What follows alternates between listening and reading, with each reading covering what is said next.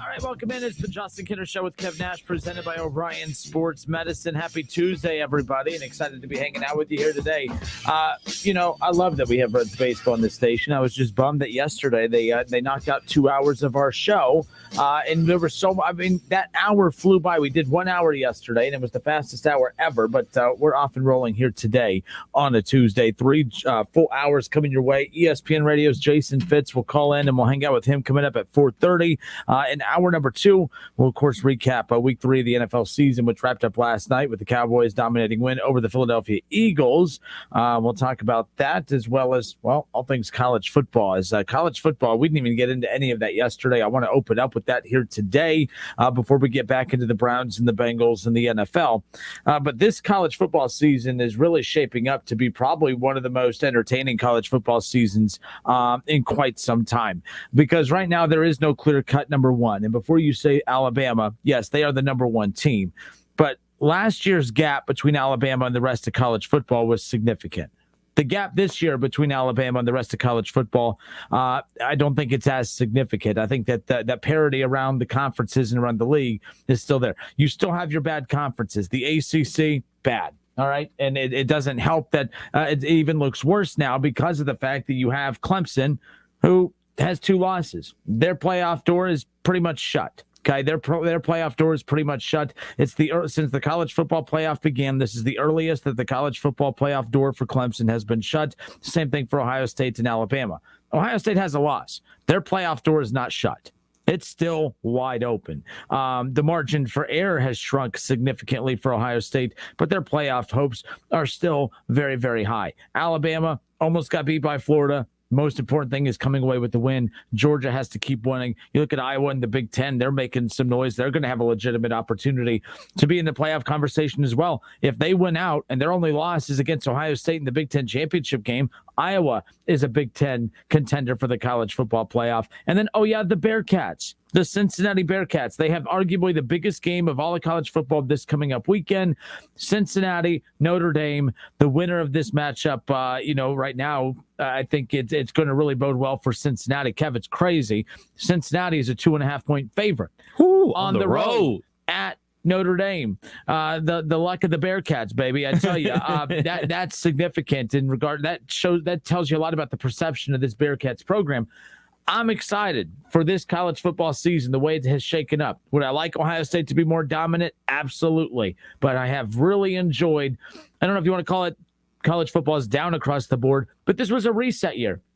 Trevor Lawrence had been in college longer than I ever was, and I was in college a long, long time, it seems. Tua Tagovailoa goes right into Mac Jones. They seem kind of paired, but there are a lot of familiar names and faces. Right. So many big names from all the top big programs went to the draft this past year. Ohio State reset at quarterback. Alabama reset at quarterback. Clemson reset at quarterback. And that really shook things up. Notre Dame had to reset at quarterback. Cincinnati and Georgia, when you look at the top 10, those are the 2 most experienced teams coming into 2021. And that's what's making this so fun, is because now you have Iowa in the mix. You're getting some new teams in the conversation. Clemson being knocked out is not a bad thing for college football. The door just swung open for another team, possibly another conference, maybe 2 teams in the same conference. Maybe it's Ohio State and Iowa instead of talking about Georgia and Alabama. I don't know. Maybe I'm putting too much stock into Iowa. The bottom line is, Kev, we talked about this yesterday. College football this season, it's gearing up to be one of the most memorable ones in quite some time. Yes, even with the 4-team college football playoff format. I'm loving this season. I'm loving it because it's exactly what people want. They want interest in other teams outside of the same old 4 teams that's been in there, 3 teams, and then that rotating other 4th team that's in the college football playoff. Clemson, they're done. They're donezo. They're out. Now, we can go ahead and look at Oregon, and as much as we despise it and here in Buckeye country, they beat us at our stadium, at the Shoe, and currently they're undefeated. So you have that buzz out there on the West Coast about the Oregon Ducks potentially making a run at the college football playoff. Obviously, you always want to have that buzz as long as they're undefeated with Alabama.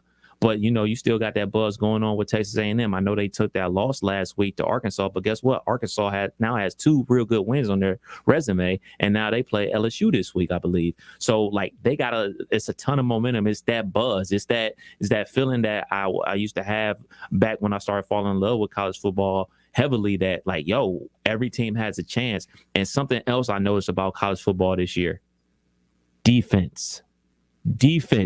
There's people being tackled. There's people being hit. Hey, not in Columbus, but yes, I see your point. But no, the scores aren't outrageous. Thank you. Yep, they're not. It's not 55-53 anymore. Like even in the even in the Big 12. That game with Fresno West Virginia, Oklahoma, West Virginia and Oklahoma, that game was in the 20s. You know what I'm saying? Like, that's real football. There's defense being played. So, we can chalk up last year to being a COVID year. And I read that story about, defense was down because potentially they weren't doing any tackling and practice and everything like that. And now that tackling is back. Maybe that's why defense is back in a certain way. The bottom line is this season has been awesome as a fan of college football. Now, if you are honing in on your one particular team and you're looking at one side of the ball, the Buckeye defense, you may be feeling the type of way about how the season's going. But I'm glad that I'm a fan of the sport more than I'm a fan of my team. So I'm really enjoying this season so far. I believe we're going into week 5 of the college football season. It's about to get really thick into conference play. Buckeyes got some real cool jerseys they're going to be breaking out for that Penn State game. Red on red. I don't think I've ever seen the Buckeyes wear red on red on red. Red socks, red pants, red jerseys, red sleeves. Looks pretty cool. I am pumped for this season, man. I'm having a real good time with it because, the last couple of years, man, we got so engulfed with national championship or bust, national championship or bust. This team ain't no good. That team ain't no good. We're better than, I just kind of lost the fun of watching a game. Like, I just want to watch a game and be entertained and be like, oh, man, what a play. Or, oh, man, they just had an upset win. Like, it got to the point where upset wins weren't upset wins. It was, you guys lost to them. You suck. Like, I want that feeling of upset victory back. We saw that with North Carolina State upsetting Clemson with the fans rushing the field and everything like that. Is getting that feeling back that upset wins do happen. And it isn't just like, oh, man, you guys lost to them. You suck. Get them out of here. So, like, that rhetoric, I'm just pumped up for this season. Yeah, and the biggest upset of the season, and this is a loss that should not happen. You don't like that phrasing, I know, but you should not lose to a MAC team if you are a Big Ten team. If you are the bottom of the barrel Big Ten team, you still should not lose to a MAC team. And Minnesota lost to Bowling Green. Shouts out to the Falcons. Shouts out to my brother John Gibson, number 24 in your playbook. He's a radio announcer up there for the Bowling Green Falcons. Played at Bowling Green. I was watching the game via his Facebook Live as they pulled off the upset. I'm very happy for all my Bowling Green family out there. And yeah, Minnesota, without that running back, y'all not looking so hot. Yeah, and so the Falcons get the win on the road. That's a great Falcon win right there. This guy. Where's the dump button? I mean, that was a Falcon win. I remember going to a Bowling Green football game like when I was a kid, and my favorite thing is every time Bowling Green would get a first down. They don't do it anymore because people, I guess, yes. But every time they would get a first down, the PA guy would be, another Falcon, first down. So I'm a little kid at this point. I'm emphasizing the Falcon. Like, I'm a diehard Falcon fan at that point. Another Falcon, first down, baby. So kudos to the Falcons, but that's not good for the Big Ten. But here's what is good for the Big Ten. I got this note earlier today that it's one thing for Ohio State to struggle, but it's really, really bad for Ohio State to have quite a few Big Ten teams in the top 10 and then not be one of them. I could not disagree more. For one, Ohio State is completely fine. They are completely fine. Like, I am so tired of – I am usually the negative Nancy. Okay, I am all about being negative. Okay, I'm all about it. I'm not even negative about this. Do I want Ohio State to look crispier? Absolutely. Crisper. What the hell? No, crispier. I like it. Crispier. No, I shouldn't even have stopped. Crispier it is. I wish Ohio State looked crispier, a little extra crispy, a little well done. But the bottom line is, in years past, Ohio State would be in big trouble last year, the year before, if Ohio State would have already had an early season loss and they didn't have a lot of big games coming up, they would be in big trouble. Penn State's been down. Michigan's been down. Michigan State's been down. Iowa's just the middle of the packed team. If there was ever a year for Ohio State to be a little shaky to start the season and to have their playoff picture be a little murky, this is the year for that. Because they are going to have ginormous games and opportunities. Ohio State would not have had opportunities to dig themselves out of a hole over the last couple of seasons. That's how down the Big Ten has been. But Iowa is as strong as they've ever been. Ohio State could meet them in the Big Ten title game. Penn State, that's a huge opportunity. A win over Penn State can counter that loss against Oregon as long as Ohio State, wins all their games and wins the Big Ten championship. Yeah, I mean, Penn State, you look at Iowa, Michigan's undefeated right now. How real are they? We'll find out. The only thing you could do is win the game that's in front of you, and they've done that, something that we always rip Michigan for not doing in years past, losing games they shouldn't. They're winning the games they should, and that's all you can ask for. Michigan State, we've talked so much about how the fact that Mel Tucker adding all these transfers, kind of taking a basketball approach to a football approach, and it's worked. They're competitive. They're not being pushed over. They're in the conversation as well. So Ohio State, if there was ever a year for them to not look as crispy, as I said earlier, what an idiot, crispy. But if there was ever a year for them not to look crispy, this is the year to not look crispy because there is an opportunity to dig themselves out. I love what I'm seeing from the Big Ten. Yes, that Minnesota loss was ugly. I don't like that Wisconsin's been beat up a few times already, but you know what? Penn State's there. Iowa's there. That team up north, I'm not pulling for you, but the Big Ten needs you to actually live up to the hype and to do your job. It's Michigan's responsibility to help carry the Big Ten, and they have failed the Big Ten miserably over the last 10 years specifically. But at the end of the day, the Big Ten, I think, is having a very solid start to the season, and Ohio State's lucky that they have big games on their schedule. This Penn State team from last year, a win over Penn State last year, Kev, wouldn't mean anything. A win over Michigan State last year didn't mean anything. Usually the win over Michigan, at times it doesn't mean anything. All of that right now is shaping up for every Big Ten win for Ohio State this year. It's going to mean something. Hell, Rutgers looks better than they have. It's not a playoff resume, builder. But they have but it's a tougher game than usual going up against Rutgers this week. They played Michigan tough last week. And Maryland's quarterback, Tua's brother, that kid's unbelievable. He's the highest graded, second highest graded college quarterback in college football right now, according to Pro Football Focus, whatever. But the bottom line is Ohio State has their work cut out for them. They have a schedule that you could say I'm a little worried about, but that's a good thing. If you're not impressed with their schedule the rest of the way, that's a problem. The fact that we're worried about some teams on their schedule, that means there's opportunity there. Ohio State's playoff door is still wide open. I disagree with that guy who emailed me saying it's a problem seeing so many Big Ten teams ahead of them in the standings. I think, to me, that's just opportunity because it's opportunity. That's all you can ask for. I do want to correct myself. Arkansas has Georgia this week. So did want to correct myself there. But yeah, you're right. With everything that's going on in the Big Ten, we talked about Mel Tucker and got Sparty undefeated. Maryland's undefeated. Team up north is undefeated. Penn State's undefeated. We're sitting with one loss. That's just the East. And then, we've talked about how good a football team Iowa is, especially defensively and everything like that. So they're all the way ranked at number 5 already, and they're undefeated.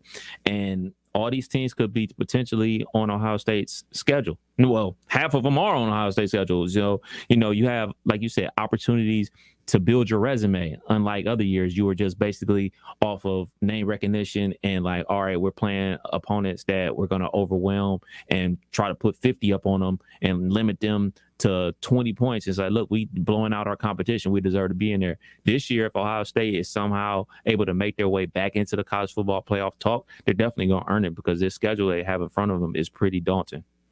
Yeah, and then so on Facebook, and by the way, 518-1410, 518-1410, that's the number to call in. You can jump in on the conversation. But so on Facebook, we're also taking your reaction. Jake Whiting. And Jake, you're a Florida fan? I'm not really sure. I know you're a Bengals fan, so I always give you crap about that. But what's your story? Why are you a Florida fan? You're allowed to be. I'm just curious as to why. But he says, go Gators. David Shaw on Facebook says Michigan at Wisconsin at noon this Saturday. That's going to be a big one right there. Opportunity again. Wisconsin, not the best, but, Michigan has an opportunity to get a big win on the road in Big Ten play. Scott Campbell giving me crap about the crispy comment. He says, I must be thinking about them Krispy Kreme donuts. So there you go. So Shaw says, Kev, all these Big Ten teams have decent defenses, but no offenses. Look out for Maryland. I think their offense is pretty set. Yeah. Iowa has your mic needs to be on. Maryland has a solid quarterback, solid offense. I think that, they're well-rounded teams. But you talked about it, Kev. There's a lot of offenses down across the board. Oklahoma has scored a combined 39 points the last 2 weeks. Yes. They average that in a game normally. And they've put up 20 and 30 or 20 and 19 or whatever it is. I got to go back, but I know I added it up. It was 39 combined points the last 2 weeks against non-top 25 teams. And that's a very good offense as well. So I just think it's really going to come down to, playmakers stepping up, making plays when you have to. I think the Big Ten's in good shape. Yeah. As far as the Oklahoma talk is concerned, I know we're going to get into this way later, like in, March and April when draft season comes around. But let me put this on the record right now. I'm not a Spencer Rattler dude. Y'all can have him. Like whoever is drafted, whoever drafts in the top 5, I'm cool. If my Pittsburgh Steelers are drafting in the top 5 looking for a quarterback, I'm good. I don't want him on my team. I'm straight. I'm so straight because you look at any other quarterback that he has plugged into that system, like you said, they're averaging 40. He's plugged in that system. He throws interceptions. He's turning the ball over. He's fumbling. They're scoring in the 20s. That offense is like dummy proof for quarterbacks. Yes. Like you and I should technically go. I mean, Jalen Hurts. It looked as he showed up in 6 months. He was a Heisman. He basically got drafted to the NFL off that one season. Yep. He got replaced by a freshman in the national championship game at Alabama and was a Heisman finalist at Oklahoma because of that system. Because of that system, because of that coach putting him in system position to make plays. I'm out on Spencer Rattler. I'd rather have Jaden Daniels from Arizona State. So mark this down. What's today? September 28th. So in, March and in April, when everybody Spencer rattling it up, y'all can pull up this tape. I'm good on him. But back to the Buckeyes. Yeah, by the way, your Steelers, not a good year to be bad and in need of a quarterback because I don't think the draft class is very good quarterback-wise. Heading in, coming up, you have Sam Howell and some guys like that. I like Sam Howell. I like Sam Howell. But there's, but sometimes these are like, we said the same thing about last year's quarterback class after you had Joe Burrow and Justin Herbert and those guys in the previous one. And ended up, we assume it's very interesting. It's all we talk about. Are these quarterbacks? How good are they going to be? Hasn't been a great showing for him about a month in. Mac Jones has been steady, but he had his worst game as a rookie this past weekend. But it's the Justin Kinner Show with Kev Nash presented by Orion Sports Medicine. 518-1410, 518-1410. The show also brought to you by OGW Energy Resources. College football, it's been a fun start to the season. There is no clear-cut number one. But it is funny because you look at Alabama gets 58 first-place votes in the AP poll. Georgia gets the other 4, and those are the only 2 teams to get first-place votes. I believe Alabama is really good. I believe Georgia is really good. I'm not sold on Oregon. I'm not saying that they're not top 4, but, I'm not trying to devalue their win over Ohio State. That's a great win. You went on the road against the Big Ten.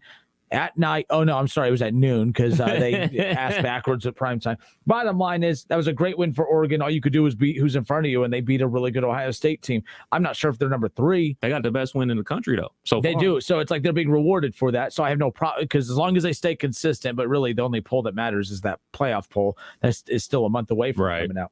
But, Penn State at number 4 right now and Iowa at 5. Cincinnati, the highest ranked Ohio team, even over the Falcon BG, Bowling Greens. There you go. I just like saying Falcon. There you go. So, but good for Cincinnati. You're a child. I know. 518-1410. That commercial. What is that commercial? And we get that little the one. I don't even know what that is. In fact, I think it's coming up. It's the second commercial coming up. You guys take a listen to that and tell me what you hear. I don't even know what it is. We're not making fun of it. Oh, I am. Kev's ducking out. I'm making fun of out. All right, I just called you childish. Yeah. Oh yeah. Never mind. I was going to make another Falcon joke, but who knows? I'm going to slip. So I literally have had to overemphasize the Falcon because I keep thinking I'm going to slip. All right. I tell you what, we're going to hit reset on here. It's the Justin Kinner Show with Kev Nash presented by Orion Sports Medicine and OGW Energy Resources. We have some callers on hold. We're going to go right to you guys on the other side. 518-1410. How exciting has the first couple weeks of the season been? We haven't really dove into the Ohio State conversation yet. We will on the other side. But overall, I think that the playoff picture is as murky as it has been in a long time. I can't promise that Alabama will even be in it. I don't care that they're undefeated right now. That Florida game showed that they're beatable, and they are beatable. And I think this whole season's going to be fun. Clemson's out. They're out. The ACC's out. The Big 12 is holding, or the Pac-12, they're holding on desperately by Oregon. All right. The Big 12 has Oklahoma in the mix, Texas, but the Big 12 could be eliminated in the next couple weeks. The Pac-12's already, or not, the Pac-12's holding on to Oregon. The Big 10's hoping Ohio State can win out and keep them in the conversation. This season's going to be fun. 518-1410. We'll take your calls on the other side.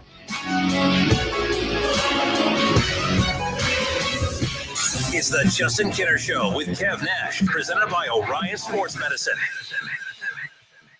ESPN 1410 Wing AM weather. This afternoon will be partly cloudy, a high near 80. Tonight will be mainly clear, a low near 53, and tomorrow will be clear and sunny, a high near 80. I'm Pete Spivak for 1410 ESPN Radio. Weather is brought to you by Cullet Propane, making buying propane easy since 1952, offering budget billing and pre-buy options. Find out more at culletpropane.com. A deeper connection with water can change your life, and that's what the home's first smart water network does. It turns your everyday routine into a customized experience. Mowing. Fill the baby's bottle. And it can stop a catastrophic leak with a simple water designs our life. Who designs for water? Mowing. There's never any FOMO with the iHeartRadio app. You won't ever have to miss out on your favorite shows and contests with this radio station again. Radio 24/7, 365. We're here when you want us. Stay connected and listen anywhere when you download the free iHeartRadio app. Frickin' football is here. Frickers has the games on all the screens, and you score with savings. Enjoy your favorite ice-cold domestic draft personal pitchers for only $6.50. A 48-ounce personal pitcher for only $6.50. And enjoy a plate of your favorite frickin' nachos for just $7. Take your frickin' pick. Frickin' chicken nachos, Mississippi barbecue nachos, or Nacho Supreme, only $7. This season, don't just be a football fan, be a Nacho fan. At the home for fun, food, sports, and spirits, Frickers. For eligible individuals 18 or older only. Not available in Oregon or West Virginia. Results vary. See website for details and important safety information. How are your hearing aids sounding now? A little tinny. Okay, 2 seconds. With hearing aids from Lively, everything is done remotely in the comfort of your home, from initial testing to adjustments. How are they sounding now? Fantastic. So much better. With Lively, you get premium Bluetooth-enabled hearing aids at thousands less than you'd might expect. The best hearing aid technology is now affordable and convenient. Your hearing aids are sent right to your door. And if you have any issues, we'll make adjustments 7 days a week. No charge. Ah, you people at Lively are wonderful. With Lively hearing aids, you get free shipping, 3 years of follow-up care included free, plus a 3-year warranty with loss and damage coverage. You can't lose. I hear better than I ever thought possible. Now get $100 off your hearing aids when you go to listenlively.com/radio. That's listenlively.com/radio. listenlively.com/radio. Your goals, your future, your dreams. These things are none of our business. Your symptoms, your work from home sweatpants, and whatever you were searching for at 1:15 a.m. That's really none of our business, because your life is private. And unlike other tech companies, we think your internet should be too. Oh, who's that from? That's none of our business either. Protect your privacy online for free with DuckDuckGo. DuckDuckGo. Privacy simplified. Did you know that United Healthcare helps connect you to doctors and therapists with 24/7 access to virtual care? So I could have therapy from my couch? Yep. Or a doctor appointment from my car? If you wanted to. Wait, you're right. I don't even like when people see me sing in the car. Couch appointment it is. Virtual visits are just one of the ways United Healthcare helps connect you to better health. Learn more at uhc.com. Plan benefits may vary. If you've got a small business, you know there's nothing more valuable than your time. So why waste it at the post office? Stamps.com makes it easy to mail and ship right from your computer. No special equipment required. Whether you're an office sending invoices, a side hustle Etsy shop, or a full-blown warehouse shipping out orders, Stamps.com will make your life easier. You'll even get exclusive discounts on postage and shipping from USPS and UPS. And their new Rate Advisor tool lets you compare shipping rates across carriers so you always find the best option. Save time and money with Stamps.com. There's no risk, and when you go to Stamps.com and use offer code FOCUS, you'll receive a 4-week free trial plus free postage and a digital scale. No long-term commitments or contracts. Just go to Stamps.com. Click on the microphone at the top and enter code FOCUS. That's Stamps.com, promo code FOCUS. Stamps.com. Never go to the post office again.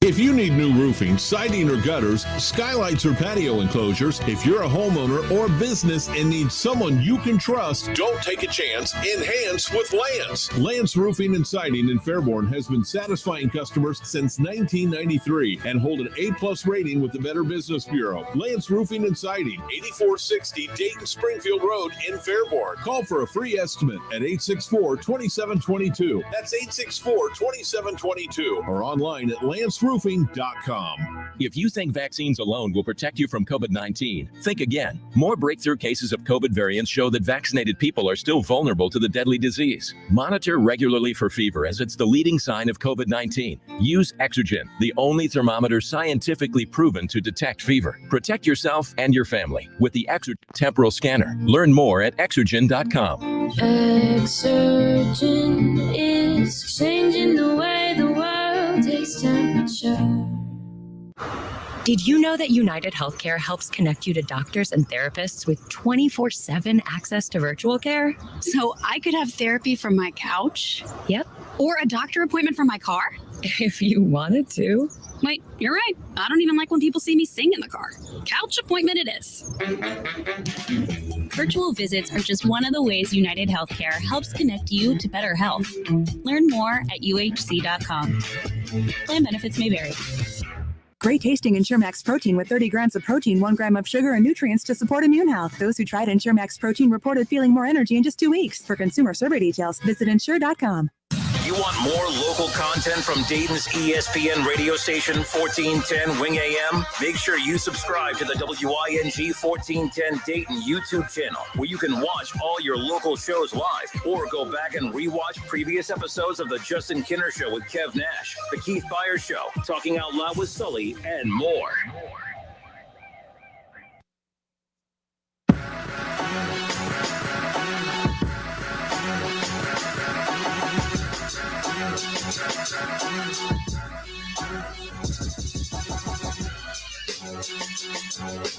The Justin Kinner Show with Kev Nash, presented by Orion Sports Medicine.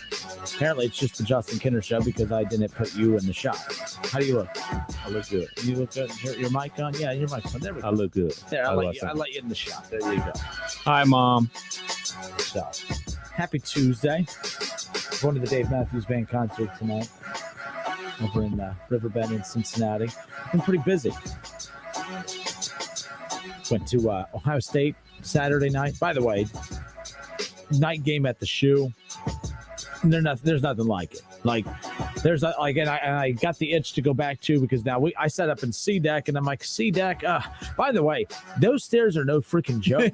So yesterday, I get home from work, and Nora's like, I don't know what's wrong. I think I hurt my leg hurts. What's going? The back of my calf really burns because I haven't done anything. I'm like, yeah, you did. We walked up 40 freaking flights of stairs in C deck at the Shoe over the weekend. But the climb is worth it, because people usually don't like sitting up high. It's actually like my favorite thing at Great American Ballpark, even for Reds games. Especially, I love overlooking everything. Basketball is the only sport that I can't handle sitting up high.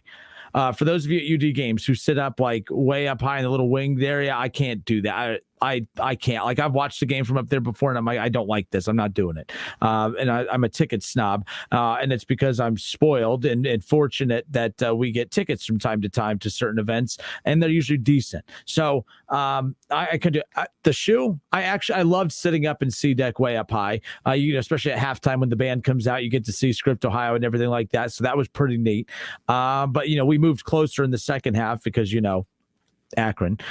So the game was done. But we'll talk Ohio State coming up here in just a moment. How deep was it at the game?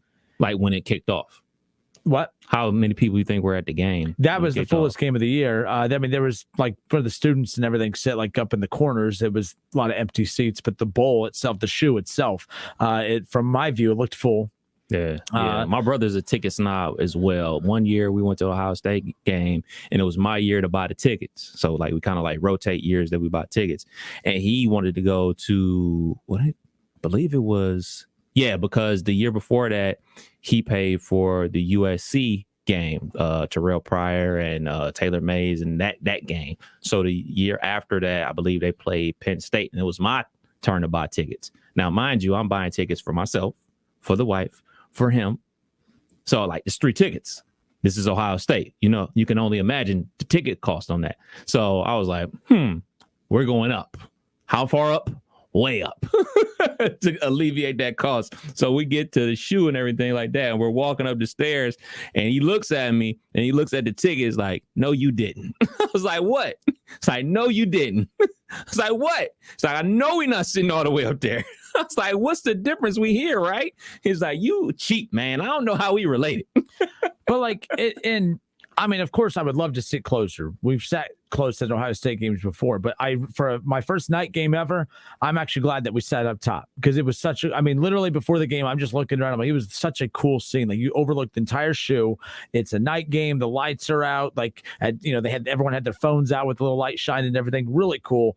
Even I said, I don't care who Ohio State's playing. A night game is a night game. I can't tell you the last time Ohio State had an irrelevant night game against an opponent that is like Akron. But good for, Akron had an opportunity to play a night game at the shoe. They're going to remember that forever, especially the fact that they were leading for a few minutes into the game, tied with Ohio State a few minutes into the game. So there you go. But we'll get into that. 59-7. Yeah, 59-7. The final. Go Bucks. Yeah. So, all right. It's the Justin Kinner Show with Kev Nash, presented by Orion Sports Medicine and OGW Energy Resources. Excited to be hanging out with you here today on a Tuesday. Talked about college football and just how crazy the start to the season has been. I think there's as much parity and opportunity for more teams. Like every year, we're reserving a spot in the playoff for Ohio State, Alabama, Clemson. Clemson, they're done. It would take a couple losses for Ohio State and Bama and others to really open that door for them again.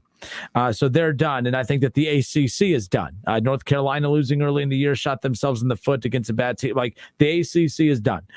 So that knocks out that conference. The Big 12 is holding on by a thread, and Oklahoma has looked vulnerable the first couple weeks of the season. I'm not going to just assume they're going to run the table. They look like they're going to be ripe for a loss at some point. Doesn't automatically eliminate them, but it will make it a little tough. That conference not very strong right now. And then you look at the Pac-12. It's Oregon, USC. Have they lost yet? Yeah, they lost twice. So the Pac-12 is done. Outside of Oregon, and Oregon has no faith in Oregon because historically they're known to lose, especially late. It wouldn't surprise me at all if Oregon wins into November. They've done that a few times. Remember 2 years ago, they had the one loss, and it was set up for them to make the playoff, and they lost against a team they had no business losing to late in the year. Yeah, they lost to Arizona State. And there was a bad Arizona State team at that point, so it was just like, it was unfortunate. The Pac-12 could be eliminated. The ACC could be eliminated. The Big 12 is vulnerable. The Big 10's being held up by Ohio State. The SEC has Georgia and Alabama. That's 3. That's what makes this Notre Dame-Cincinnati game so important this coming up weekend. Right now, again, the road to the playoff is going to shift dramatically as the season goes on. Teams are going to be upset. Some teams are going to get big wins. We could have a lot of win-loss teams be in the mix here. But this Cincinnati Notre Dame game is so big for that very reason. There's conferences are being eliminated right now. The ACC is done. The Big 12 is holding on by a thread. The Pac-12's only chance is Oregon. That's 3 of the Power 5 conferences right there that are most likely going to be eliminated before we get out of the month of October. And now it's the Big 10 holding on by Ohio State and maybe Iowa and Penn State. And then, of course, the SEC is always going to be thriving there.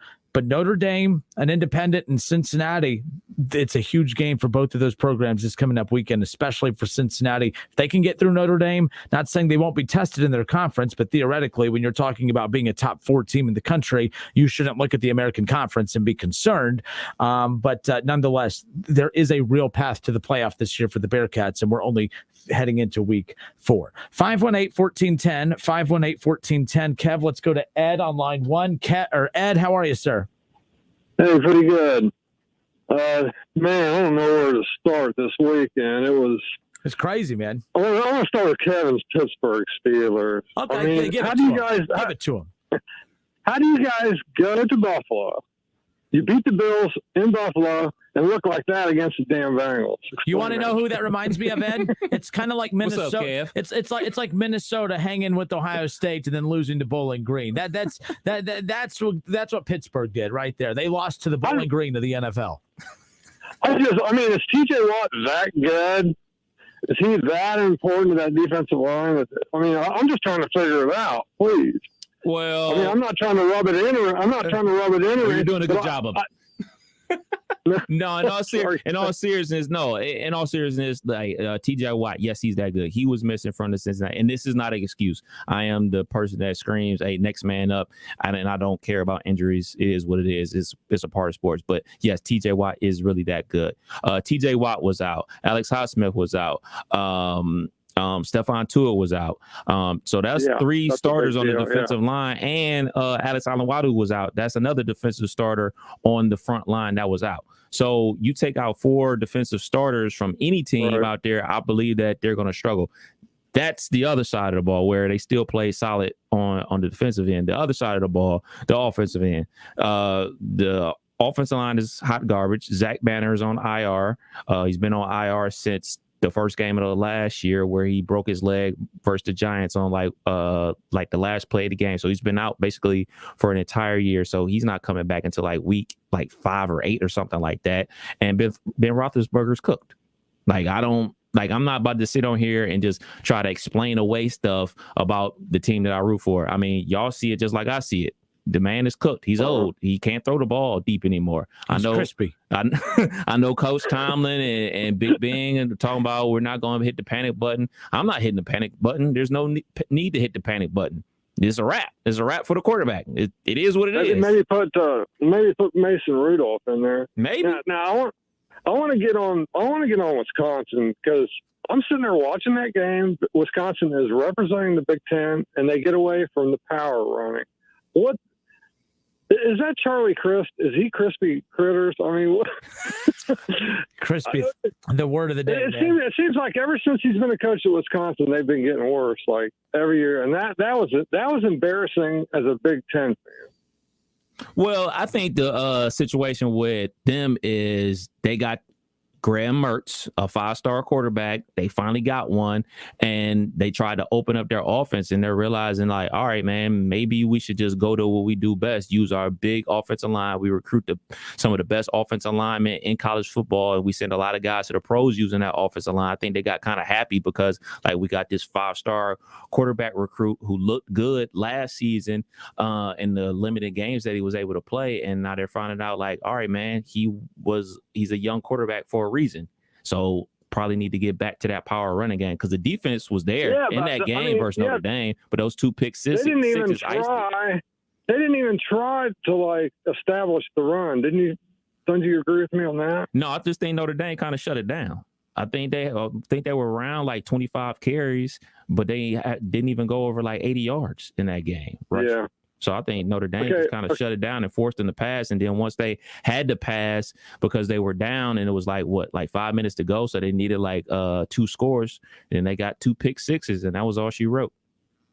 Well, real quick, Cincinnati, biggest game in school history. But, man, what do you guys – Cincinnati's favored by 2.5 points. How do you guys read that? And if Cincinnati beats Notre Dame, will they still get invited to the party? Because they didn't move up that much when they beat Indiana, if you guys noticed. Well, Indiana is not good this year. Indiana was good last year. And if UC is able to pull this victory off versus Notre Dame at Notre Dame, that's going to be a feather in their cap. And they're also going to have to be big Notre Dame fans because they want to make sure that win stays a big win. Like if they go to South Bend and beat Notre Dame and then Notre Dame goes to lose 5 games, then everybody's going to say, Notre Dame, they weren't any good. So UC, they got 3 things they got to do. They got to obviously win on Saturday, win their conference, and root for Notre Dame. Like that's what they got to do the rest of the season. But most importantly, you can't have one without the other. They got to win on Saturday. This is their opportunity to make some noise in the college football playoff. Yeah. They got to get this victory over Notre Dame. And the thing about the playoff, Ed, too, is it's honest to God not about the 4 best teams. It's about the 4 best resumes. Kev, you mentioned a little bit ago, Oregon has the best win of any team in college football right now with their win over Ohio State. So their resume is going to be solid if they win out, and they're in. But Cincinnati, my big argument for them the last couple of years, everyone's barking about, well, they're undefeated. They should be rewarded for that. It's about the 4 best resumes. The undefeated record for Cincinnati last year, they didn't beat anybody of significance to justify putting them in even over a 1-loss team in the college football playoff. If they, with the win over Indiana, they end up beating Notre Dame this coming up Saturday and they run the table and win their conference championship, that resume is as good as anybody else's. Are they as good as the top, as some of the other playoff contenders? I don't know, but their resume is, and they'll be in. They have no one to blame but themselves if they don't make the playoff this year. They have to beat Notre Dame on Saturday. Okay, real quick. Is the game on 60 seconds. 2:30 on NBC? Yes, sir. Mm-hmm. Okay, hey, you guys have a good one. Ed, good hearing from you. Take care. All Stay crispy. All right. Dude, I just thought about something. What? It's Saturday at 2:30 on NBC. YouTube TV viewers, you better hope that they get that deal done by Thursday. This is the game I've been waiting on all season. Maybe that's an omen that I should go to the game because I've been contemplating it all week. That's the only way. That's the only way I can guarantee to watch the game. I went to YouTube TV a while back, but yeah, I kept seeing that little ticker at the top last night watching TV saying that all these channels were going to be removed. So there you go. It's the Justin Kinner Show with Kev Nash presented by Orion Sports Medicine. But a big one on Saturday, Cincinnati. Someone said, do they deserve to be the favorite in that? Like, do they deserve? It's not really about deserving. It's not an honor. Like, it's not like you don't get nothing for being they're not the favorite. rewarding teams. They're not rewarding teams by giving them the, you're the favorite in this. It's all about money. It's all about betting. I mean, but it is a true indicator. I mean, they're not looking to lose money. Right. So that speaks volumes about the respect Cincinnati is getting. And with that, like, they're not an underdog.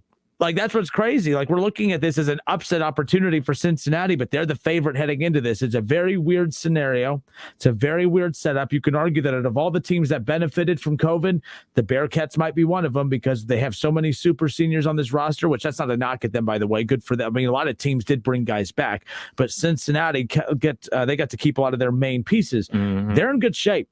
And they're the favorite against Notre Dame. Notre Dame has looked really good the first month of the season, but it's a great test for both of them on Saturday. 518-1410. Let's do another one. We got Ron. Ron, how are you, sir? Welcome. Ron, you there?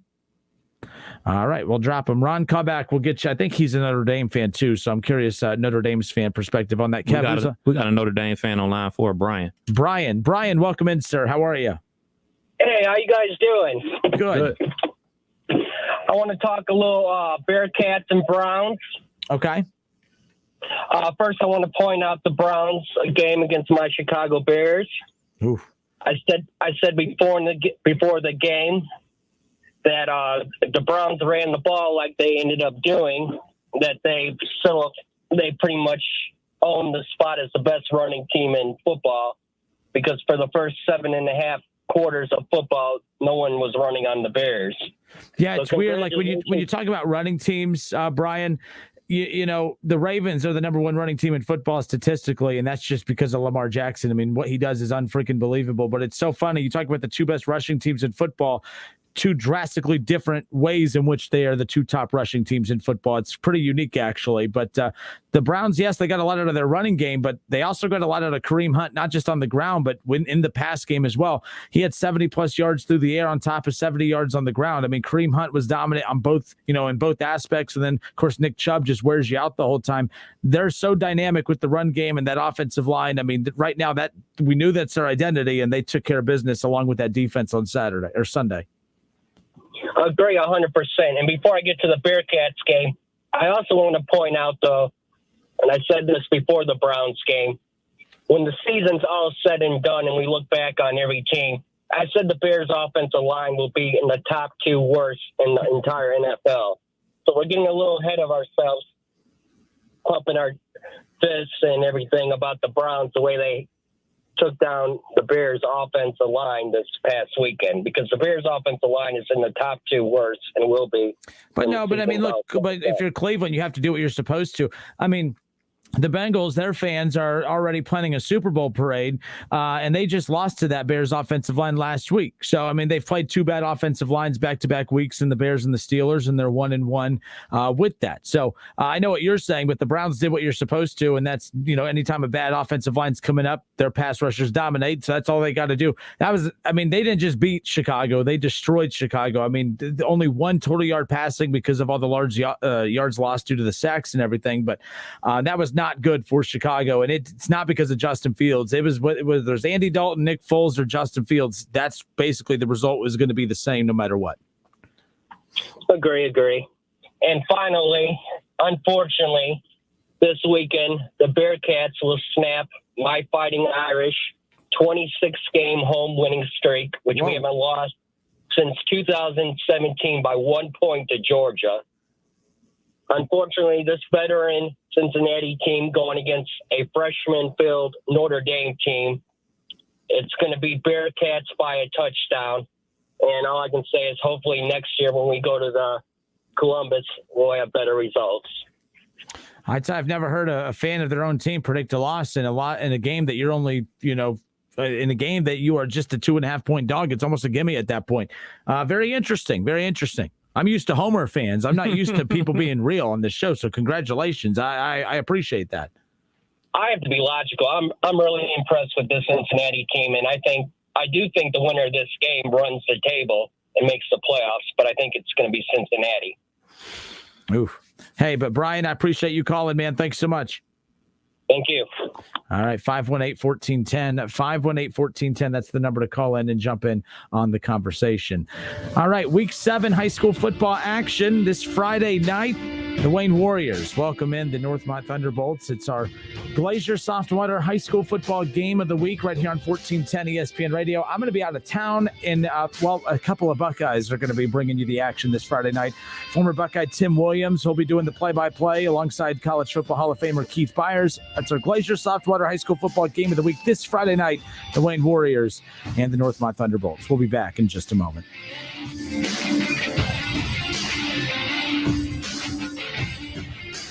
It's the Justin Kinner Show with Kev Nash. Justin, you're awesome, baby. Right here on 1410 ESPN Radio. There used to be one kind of calculator, one that added, subtracted, multiplied, and divided. Now, on the Home Depot app, we have project calculators for everything. Tile calculators, countertop calculators, moving calculators, mulch calculators, air conditioning calculators, wallpaper calculators, grass seed calculators, installation calculators, decking calculators, paint calculators, drywall calculators, and fencing calculators to take the guesswork out of your home improvement projects. The Home Depot app. How doers get more done. 5G is here, but the big carriers want you to sign a pricey long-term contract to get in on the action. Well, no more, because Straight Talk Wireless has rolled out 5G coverage nationwide, with plans starting at just $35 a month with no contract. And get a Samsung Galaxy A32 5G for only $299, all on America's best networks. 5G coverage, 5G phones, less money. Straight Talk Wireless, no contract, no compromise. 5G capable device required, actual availability, coverage, and speed may vary. But we have a truck leaving with a big order on Tuesday. Tina's floor manager retired, leaving her tortilla factory flat out. What do you mean she's on a silent retreat? She must fill the role and all those orders. I oversee production. Indeed can help her hire great people fast. I need Indeed. Indeed you do. Schedule virtual interviews and talk to candidates right from your employer dashboard. Visit Indeed.com/credit and get $75 towards your first sponsored job. Terms and conditions apply. I'm Serena Williams. You watch me live on TV. And I'm that voice from movies you watch on demand. DirecTV Stream brought us together to save the world. Maybe not save the world, but DirecTV Stream does bring your live and on-demand favorites together. Your favorites together. I just said that. She just said that. Introducing DirecTV Stream, the best of live TV and on-demand with no annual contract. Get your TV together at DirecTV.com. Requires high-speed internet and compatible device. Content varies by package and location. Restrictions apply. Hello, everyone. It's John Kozik, founder and president of TurboTrack Realty, and I buy houses as is, fast for cash. Call me today for an all-cash offer on any of your properties, and we can close within days at 614-470-2000, 614-470-2000. Do you own a property that's outdated and needs thousands of dollars in repairs? Great, I'll buy it. I'm a private real estate investor who can solve your real estate problems fast for cash. Do you want to sell and just be done with it? Okay, great. I buy vacant properties, boarded up houses, pre-foreclosures, and inherited properties. I also buy apartment buildings, rental portfolios, divorce homes. I even buy my tenant won't pay me the rent houses. I look forward to solving your real estate problems today. Call me today for an all-cash offer at 614-470-2000, 614-470-2000. Hustler Turf commercial mowers are built tough to work hard. Whether you need a fleet of mowers or are a one-man show, you don't have time for downtime. Hustler mowers are over-engineered, overbuilt, and tested well beyond what is required with the most complete lineup in the industry, including exclusives like a 104-inch Super 104, an 88-inch stand-on, and industry-leading warranties. Hustler mowers are ready to handle what you throw at them. Build your fleet to be reliable and versatile with Hustler Turf. Visit Small Engine Service Pros in New Carlisle today.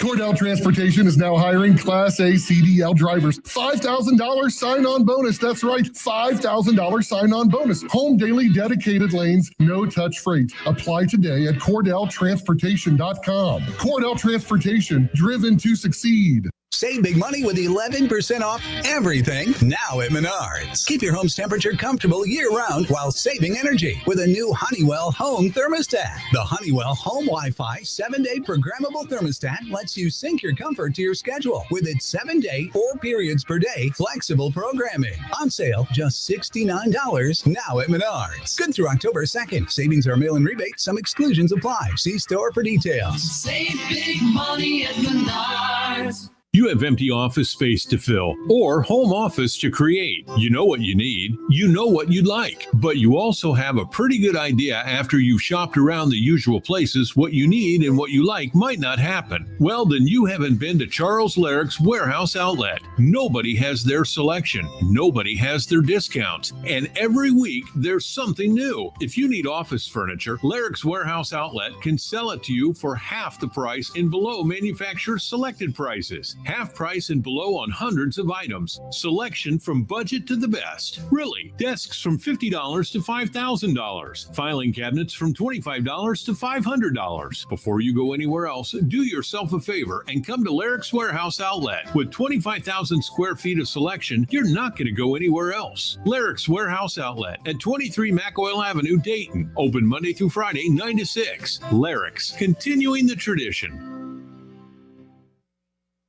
Listen to this station anytime, anywhere on Odyssey. Odyssey is your new audio home for all the music, news, sports, and podcasts that matter to you. Odyssey. That's AUDACY. Do you have outstanding fines and court costs in Kettering Municipal Court? Hello, I'm Clerk of Court Rob Scott, serving Kettering, Centerville, Moraine, and Washington Township in Kettering Municipal Court. We are offering this one-time amnesty event in our court from October 19th to October 29th for you to pay off half your outstanding fines and costs, and the other half will be waived. Have questions? Call me, Rob Scott, at 937-296-2461, or go to KetteringMunicipalCourt.com. There is nothing to fear. Come into our court to pay off your outstanding fees and costs. Get the other half waived. This is brought to you by Rob Scott, Clerk of Court. Is fall your favorite season? Lowe's is definitely the place to get ready for it. From fall garden gear to seasonal decor, they have it all at a great price. All sports, all the time. This is 1410 ESPN Radio.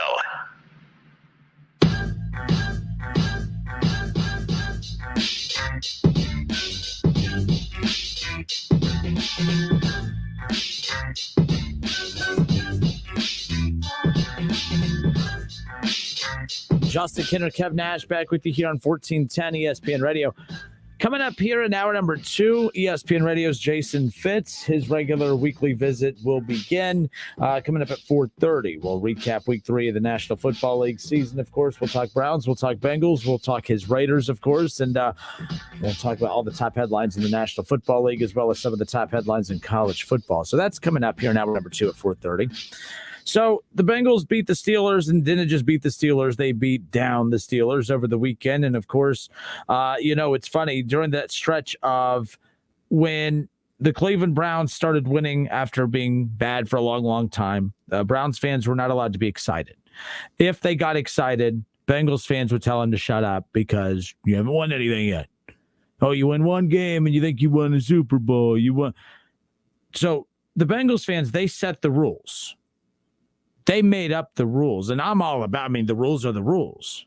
So Bengals fans, shut up and follow your own rules. You haven't won anything yet. You've beat 2 non-playoff teams. You haven't done anything yet. You have won 6 games the last 2 years, and you're chirping. You're chirping a little bit too much for my liking. I don't mind being excited, but I was told I'm not allowed to be excited as far as that's concerned. So there you go. So Tyler Boyd, it's not just the fans, Kev. The players are chirping. Mm-hmm. Tyler Boyd made a comment in the post game and then continued today in his media session. Tyler Boyd said, of all my years playing the Steelers, I've never seen them finish like that, and I have nothing but respect for them. But what's understood doesn't need to be explained. Jags up next. Shut up. Don't say stupid things and then say, oh, I don't need to explain it to you folks, like you simpletons, like you're beneath me. You brought it up. You have those people on Facebook that they're like, oh my gosh, I'm just going through so much right now. And then you say, oh, what's going on? Oh, it's private. Just private message me. Then if it's private, what the hell are you putting it on social media for? All right, and if it doesn't need to be explained, if it's something that needs explained and you feel like you don't need to explain it, then don't bring it up at all. So there's that. And you just because you say, I respect the Steelers, that's like that stupid, like, oh, no offense, but I promise you, when anytime anybody says no offense, but it's about to be something really offensive. Okay, I'm just saying, like, it's the dumbest thing ever. And that's what he put a buffer in there. I'm going to talk smack about the Steelers, but I have all the respect in the world for it. Doesn't work that way. It doesn't work that way. So there you go. Now, the reason I bring that up is because Mike Tomlin was asked about this. And Mike Tomlin simply said, and this is what they still think about the Bengals, which I get a good kick out of.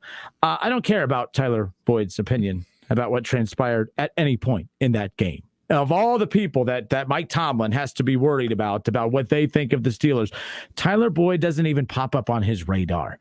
Like, that's the thing. Steelers fans or Bengals fans are chirping. Bengals players are chirping. Just pipe down. You guys are embarrassing yourselves. You beat the Steelers. You'll probably lose to the Jags on Thursday night, and then we won't hear a peep from you. I didn't hear a word from you guys last week. You guys got beat by the Bears, the same Bears team that the Browns put 400, almost 500 total yards up compared to their 60. That was domination. The Browns just dominated a team that beat the Bengals last week. I didn't hear a word from any of you. It was crickets. It was quiet. It was actually a relaxing week. I didn't hear from any Bengals fans all week. It was kind of nice. And then all of a sudden, you beat the Steelers this week, and now all of a sudden the trophy's being raised, the banner, the parade's being planned. I'm like, what is going on here? You guys are crazy, man. Like, you come at the Browns fans, and yet you're doing the same thing, and it's okay. I hate hypocrisy. I'm all about calling out hypocrisy, and you guys should be ashamed of yourselves. You should really be embarrassed. I'm embarrassed for you, and everyone's laughing at you. It's okay. It's okay. Enjoy the win, but you got your players chirping for no damn reason. No, I have no clue why. I know that the Steelers didn't look great, but the Steelers are they're the Steelers. I'll never forget, Kev, you and I talked about this. I was looking for this yesterday. Jerome Bettis, we had him on the show back when Keith and I were doing the Sunday morning show. We had Jerome Bettis on, and I kept saying, oh, it's Steelers week, one of the biggest rivalries in football. I was, talking it up like that. And Jerome Bettis interrupted me and said, can you stop calling it that? Like, it's not a rivalry. Like, Jerome Bettis was laughing at me for calling it a rivalry. We got the best of the Steelers in the rivalry. You got nothing. It's not even a rivalry in their eyes. They're like, Jerome Bettis even said, he goes, look, man, the Bengals may look at us as their rival, but they're not a challenge. Like, it's the Bengals. Like, the Bengals aren't a rival to the Steelers. The Steelers may be a rival too. It's like dating somebody that doesn't know you're dating. That's what the Bengals do with the Steelers. It's kind of creepy. It's kind of weird. Quit it. Stop it. The Browns aren't a rival to the Steelers either. But the Browns and the Steelers, or the Browns and the Bengals, both have a pair of wins over the Steelers combined over the last 2 seasons. Browns beat them twice last year. And of course, the Bengals won. They split last year, and then of course won on Sunday. So there is that. But yeah, I'll never forget that when Jerome Bettis interrupted me and said, "Can you stop calling it a rivalry? Like, we don't look at the Bengals as a rival." And he was chuckling. He was laughing. Jerome Bettis chuckling at the idea of it being a rivalry. He actually did thank the Bengals, though. Jerome Bettis said of all the teams, his total yards career rushing, of all the Bengals, he had the most yards against the Bengals than any other team in football. So he said the Bengals did have a soft spot in his heart. So I got a good kick out of that. I love Jerome Bettis, and I'm not even a Steelers fan, just for that interview right there. To the victor goes the spoils. You know, they beat the Steelers, so they're yapping, or at least he's yapping. Yeah. Comments to say after the game about the Steelers quitting and dropping passes and everything like that. I don't know if he knew who was out there on the field. Some dude named Cody White was running routes for the Steelers after Juju got his ribs cracked.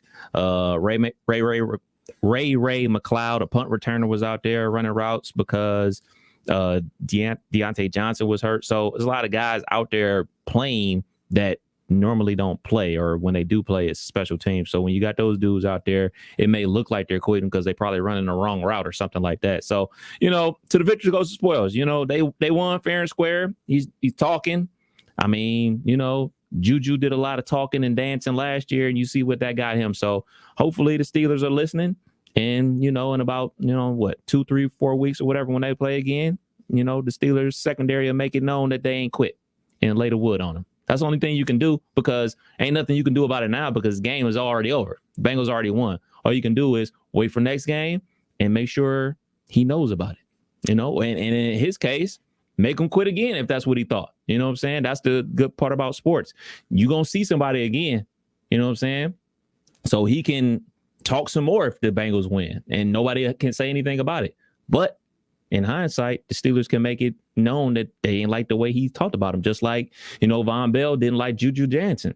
He put Juju on his keister for dancing. You know, that's the good part about sports. You can do all the talking in the world. Sooner or later, you're going to get on that field in between those lines, and then you're going to have to back up what you said. So that's sports.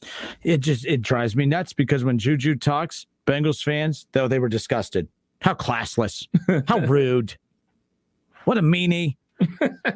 If Odell Beckham Jr. would have said that about the Steelers, Bengals fans would have been like, there he goes chirping again. OBJ, it's what he does. He just runs his mouth. That angers you guys. It does. It angers Bengals. It angers all non-Browns fans. People love to hate on OBJ. But when Tyler Boyd does it, oh, he's such a leader. Oh, he just loves us so much. He's just protecting us. Give me a break. Little knuckler. Excellent. Nice. Willie Hayden on Facebook, Kev, says, the Bengals offensive line didn't give up a sack. Talk about how wrong you were about the Jamar Chase pick. Oh, boy, Willie. Willie, and by the way, listen Willie, to yesterday's show. Willie, We don't got to get back into that again, do we? Willie congratulated. I congratulated Willie today. By the way, congratulations to Willie. I saw he got his degree from Wright State University. I saw that over the weekend. So I want to make sure I bring that up. So I love Willie. That's my quarterback. He came in. He called in a few years ago, just getting all fired up about Tony Romo and the quarterback situation. So we love Willie. I did until now. So Willie, you say that they didn't give up a sack and yada yada. You're right. They did not give up a sack. And I'm not wrong about the Jamar Chase pick. I'm not wrong about the Jamar Chase pick for a lot of reasons. For one, Joe Burrow did not get sacked on Sunday, but yet he's still the third most sacked quarterback in the NFL. Because that's how much sacking was going on in weeks 1 and 2. I don't think that's who the offensive line, you don't go from being garbage to great overnight. It just doesn't happen. I think a lot of things happen. I do think that they played well. I think that the Steelers played really, really bad. And I think it was a combination of that. They capitalized on the mistakes made by the Steelers, which, by the way, just like the Browns capitalized on the mistakes made by the offensive line for the Bears. So, yes, there was a lot of capitalizing going on. Good for the Bengals for capitalizing on that. Because there's some times where teams play bad and then they play bad and they don't capitalize on the other team playing bad. Mm-hmm. So the Steelers played really, really bad. That's not a backhanded compliment to the Bengals. That's the reality of it. They played really, really bad. But the Bengals played really, really well. Because just because you play bad doesn't necessarily mean that the other team's playing well. Sometimes you're just playing bad. Sunday was a combination of both. The Bengals, and I've said this before, That was the best complete game from the Bengals I have seen in years. And I'm not just talking through the rebuild. That was about as a dominating performance as I can remember watching a Bengals game, even going back to the last couple of seasons of not Marvin Lewis, but the playoff seasons. Like, those are some great defenses with Pac-Man and those guys. And I'm not saying that this defense is even close to that, because they are not. All I'm saying is even with those great defenses, that's about as dominant of a performance as I can remember watching the Bengals defensively and offensively. So I'll give them their flowers. I'm telling them that was the best Bengals game I've seen in a long, long time. But is that who they are? I don't think so. I need to see it more. Bengals fans, you need to see it more. You shouldn't be telling me that this is who they are, because that would be insane, considering you're going to ignore the fact that Kirk Cousins threw for almost 400 yards against you guys in week 1. And then you let the Bears beat you in week 2. So it's not, you can't sit here and act like one game erases the 2 games before. Now, they did get a win in week 1. Can't erase that either. They're 2-1. They're sitting at the top of the AFC North with the Browns and the Ravens. That's all you can do. Good for them for rebounding after that embarrassing loss to the Bears. They came back and not just got a win, but got a win on the road against their hated rival, the Steelers. So they did what they were supposed to. But yes, even as much of a hater as I am, I admit that was the best Bengals performance I have seen, going back to even that 5 straight playoff run that they had. Can't deny it. But was I wrong about Jamar Chase? No, because I never said Jamar Chase was bad. I never said that they shouldn't draft him because he's no good. I said that they shouldn't draft him because really you shouldn't be focusing on wide receiver. You shouldn't be focusing on tight ends. You shouldn't be focusing on all these other positions until you make sure your offensive line is buttoned up. So you should, again, Jamar Chase is fantastic, but getting Jamar Chase in spite of protecting your quarterback, I will always think that's a mistake. I don't care how good Jamar is the rest of his career, because if Joe Burrow doesn't last this whole season because he keeps getting beat up, I don't care if Jamar Chase is the best receiver in the entire league.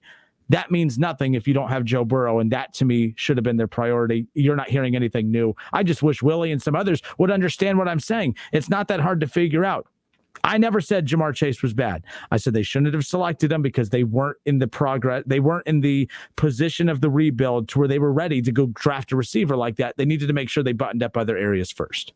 If I'm a Cincinnati Bengals fan, obviously you don't want to overlook this Jacksonville Jaguars game, because that would definitely set you back, because, you get a big win week 1. Then you get a win over the Pittsburgh Steelers. No matter how bad the Pittsburgh Steelers may end up being this season, it's still the Pittsburgh Steelers. It's a team that's been, them and the Ravens have been dominating the AFC North for like the last 10 years. So you get a win over them. You can't take a step back on Thursday night at the house where everybody's watching. Herb's back in town. You got the number 1 pick in town, the last two number 1 overall picks in a Thursday night matchup. You have to win this game. And that goes without saying. But we're talking about the defense.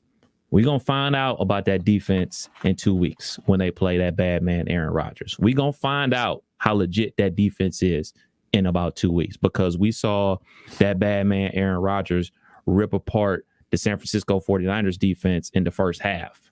And we know how good that defense is. Now, you're going up against Green Bay, October 10th? That's if you win this game on Thursday night, 3-1, you'll be 3-1. That's a big time game. That's a big time matchup. That's big time for opportunity for the Cincinnati Bengals, not just, Joe Burrow and the offense, but the defense. And to say like, okay, we know what we're doing. We spent a lot of money the last 2 off seasons to rebuild this defense. And if you can go and beat, or even just, hold Aaron Rodgers in Green Bay below 24 points, it will be money well invested in that defense. That would, for me, that would say, okay, this defense is legit if you are able to contain Aaron Rodgers in that Green Bay Packers offense. And that will be a very important game too.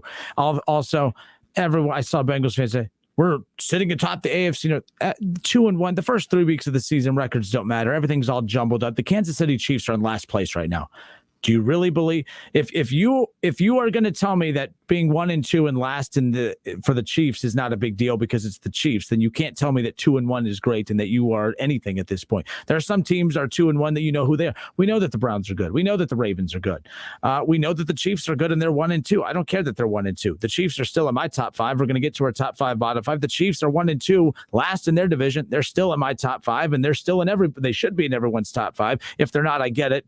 2 losses of the first 3, but at the same time, I don't look at the Chiefs being 1-2, and they could be 0-3 technically. Right. And I still wouldn't look at them any differently just because we know who they are big picture. And I know who the Bengals are big picture. I'm not going to give my opinion on who they are big picture based on what we've seen 3 weeks, especially 7 days removed from the comedy show that was them losing to the Bears the week before. But as I said, that performance on Sunday, that's the best overall all-around game from the Bengals I have seen on both sides of the ball. Last year, they had great offensive games and bad defensive games, and we would see, one-sidedness on that. Right. That was the most well-rounded Bengals performance and win that I can remember in a long, long time. So they should feel good about that. But you can't follow it up losing to the Jaguars at home on Thursday Night Football. Right. You can't. And by the way, I'm picking the Bengals to win that. They should not lose like that. They are better. I always pick the home team in Thursday Night Football. Yeah. Always. Like, dude, that's a totally different conversation about why, but I'll say it like this. You shouldn't be playing a game on Saturday and playing a game on Thursday. You just shouldn't. That's just stupid. Like, it's not healthy. It's just not a smart move. And, a lot of the times these games, like, they don't really put like those primetime matchups on Thursday night. They put games like this. They put games that, I'll watch it. I'll watch the first half. You watch the first half, then you go see what else is on the DVR. Like, I'll watch this game because it's for the job, but like on a normal basis, I wouldn't be watching this. Like, people are, Urban Meyer's coming back to Ohio. He coming back to Ohio State? Coming back to Bowling Green? Like, I have no interest in watching him coach.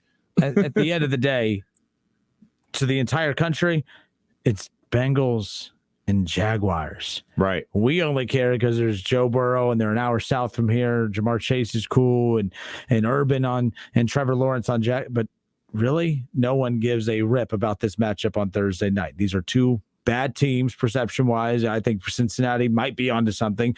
But whatever that something is, it's not playoffs. So, but it's taking a step in that right direction. That's and all you can win ask this for. Game.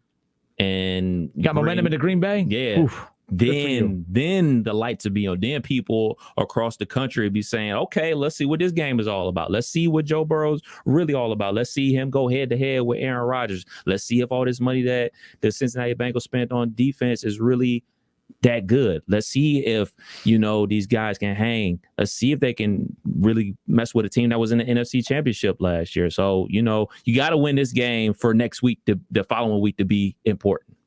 It's the Justin Kinner Show with Kev Nash, presented by Orion Sports Medicine and OGW Energy Resources. Jake Whiting says, talking about why people want to watch this game, Burrow versus Trevor Lawrence. I got to be honest with you. Joe Burrow is not a national draw. No one is saying, I got to watch Joe Burrow on Sundays. Bengals fans are.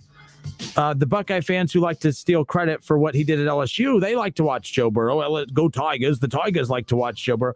But outside of that, no one's saying, I got to stop what I'm doing Thursday night to watch Joe Burrow. The game's on, they'll watch. At the end of the day, it's the Bengals and the Jaguars. Whew. But the Bengals will most likely be 3-1, and that's huge moving forward. We'll be back in just a moment.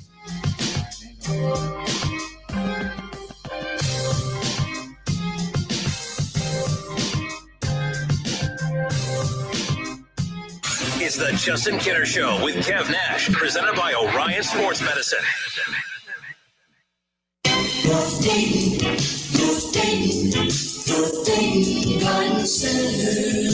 Hi, folks. It's me again to let you know that we've just unloaded a semi-load of fresh new landscape plants of all types.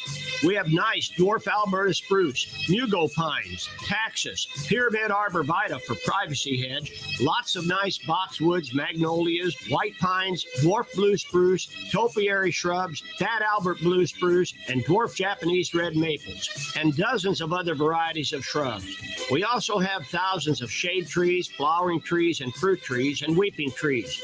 One of the most popular trees is the Cleveland Select flowering pear, which blooms in the spring with nice white blossoms. Every yard should have one. Our 6-acre garden center at 1309 Brand Pike is Dayton's biggest, and we've been in business since 1963. Come out and see why.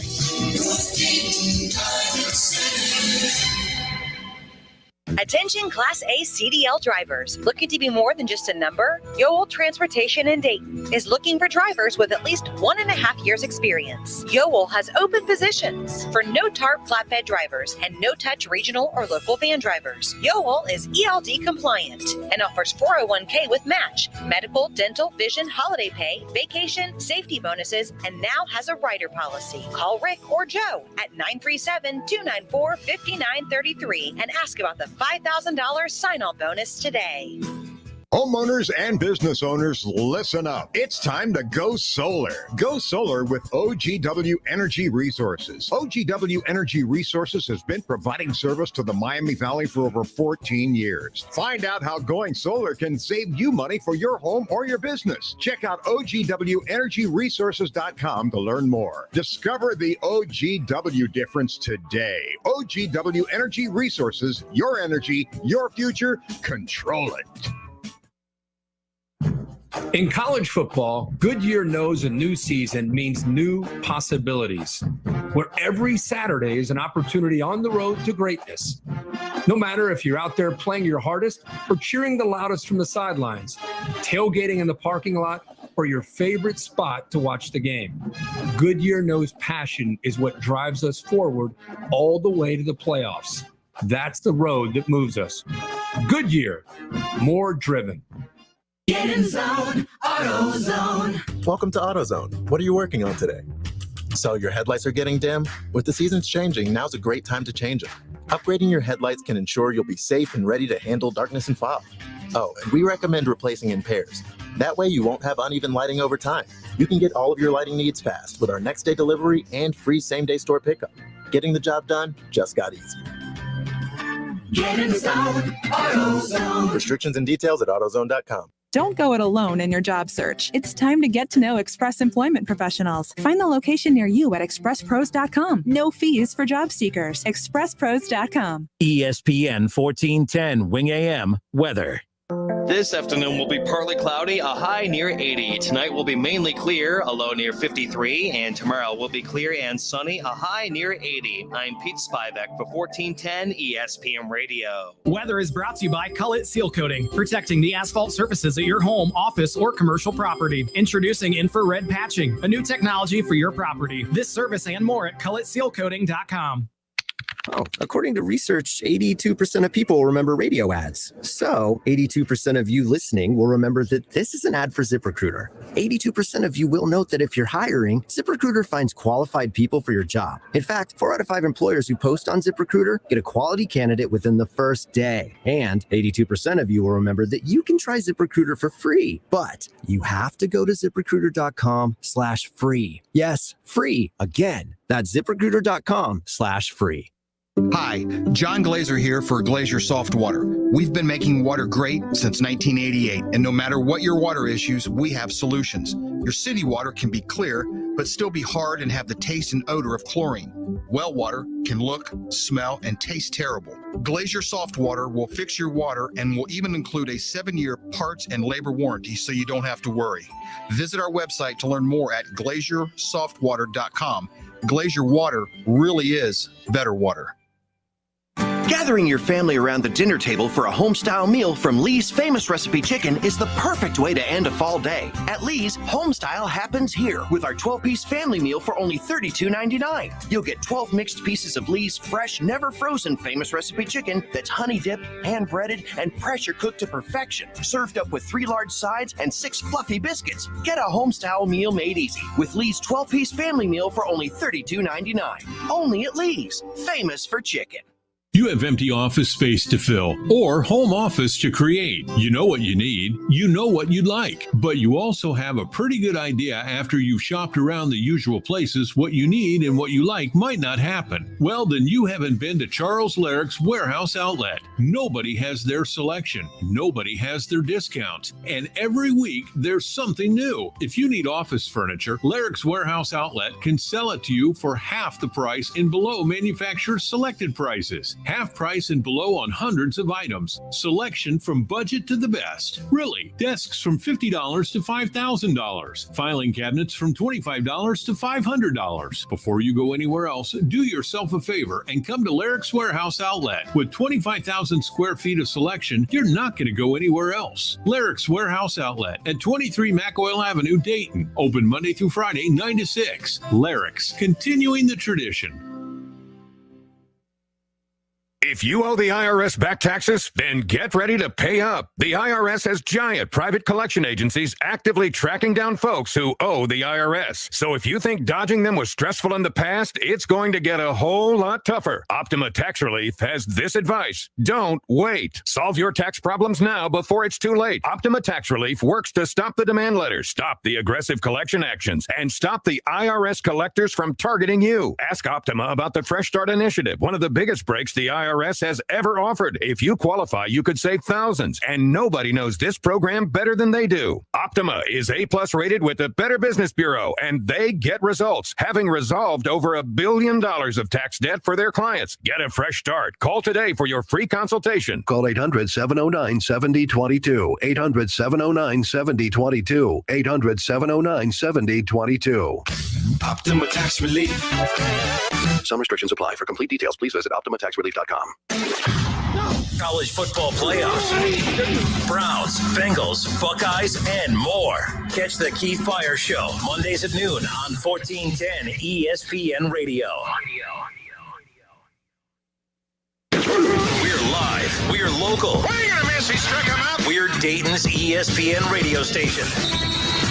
Now, let's send it to the WING studios for Dayton's only local sports talk show. It's the Justin Kinner Show with Kev Nash, presented by Orion Sports Medicine.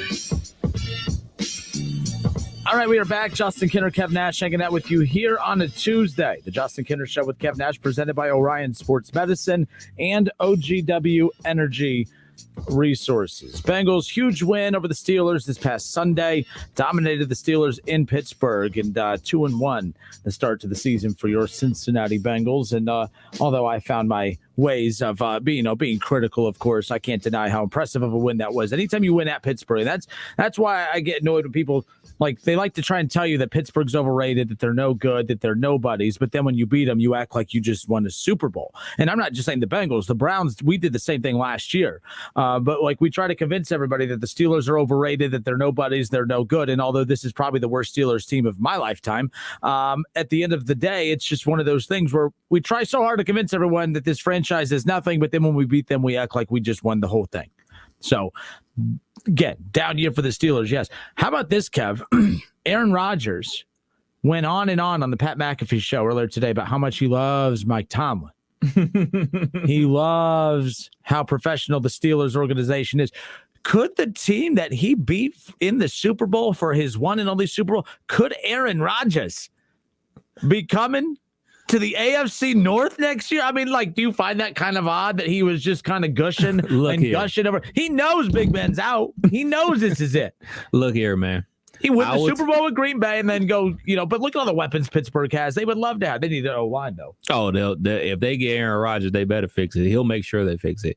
Look, man, I'll take Aaron Rodgers, his ponytail, his commercials, his funky little attitude, him regifting stuff for Christmas that his mom gave him, all that stuff. If he wants to show up in Pittsburgh next season, I'll gladly roll out the black and yellow carpet for him.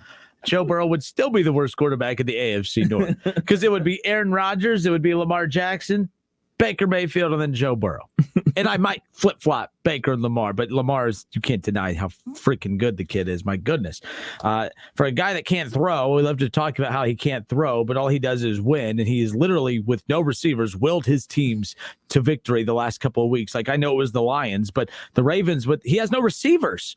And he actually had one of his best passing games of his career this past weekend. Oh, my goodness. If Hollywood Brown drops one more touchdown pass. And he dropped two separate touchdown passes. So if he catches one of those, they're not even in that position. Yo, that is ridiculous, man. He dropped them right in his hand.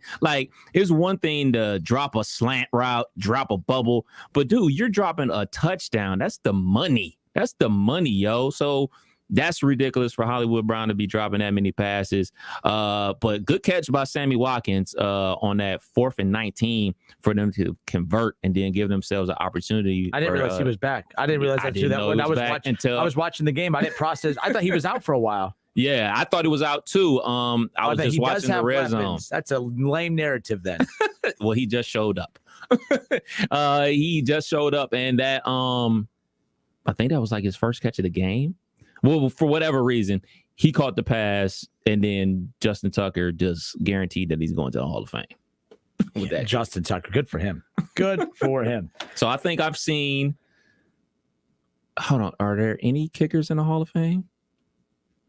Jankowski, he's not there yet. No, he will be. So Vinatieri is going to be in the Hall of Fame, and Justin Tucker will be in the Hall of Fame. Jankowski? Oh, from the Raiders? Mm-hmm. He would have to be in. I doubt it. Doubt it. Either way. But a 66-yard field goal. Here's another compliment for the Bengals. I do like their kicker. I do like McPherson. I still think it was a little ballsy to take a kicker early in the draft, but whatever.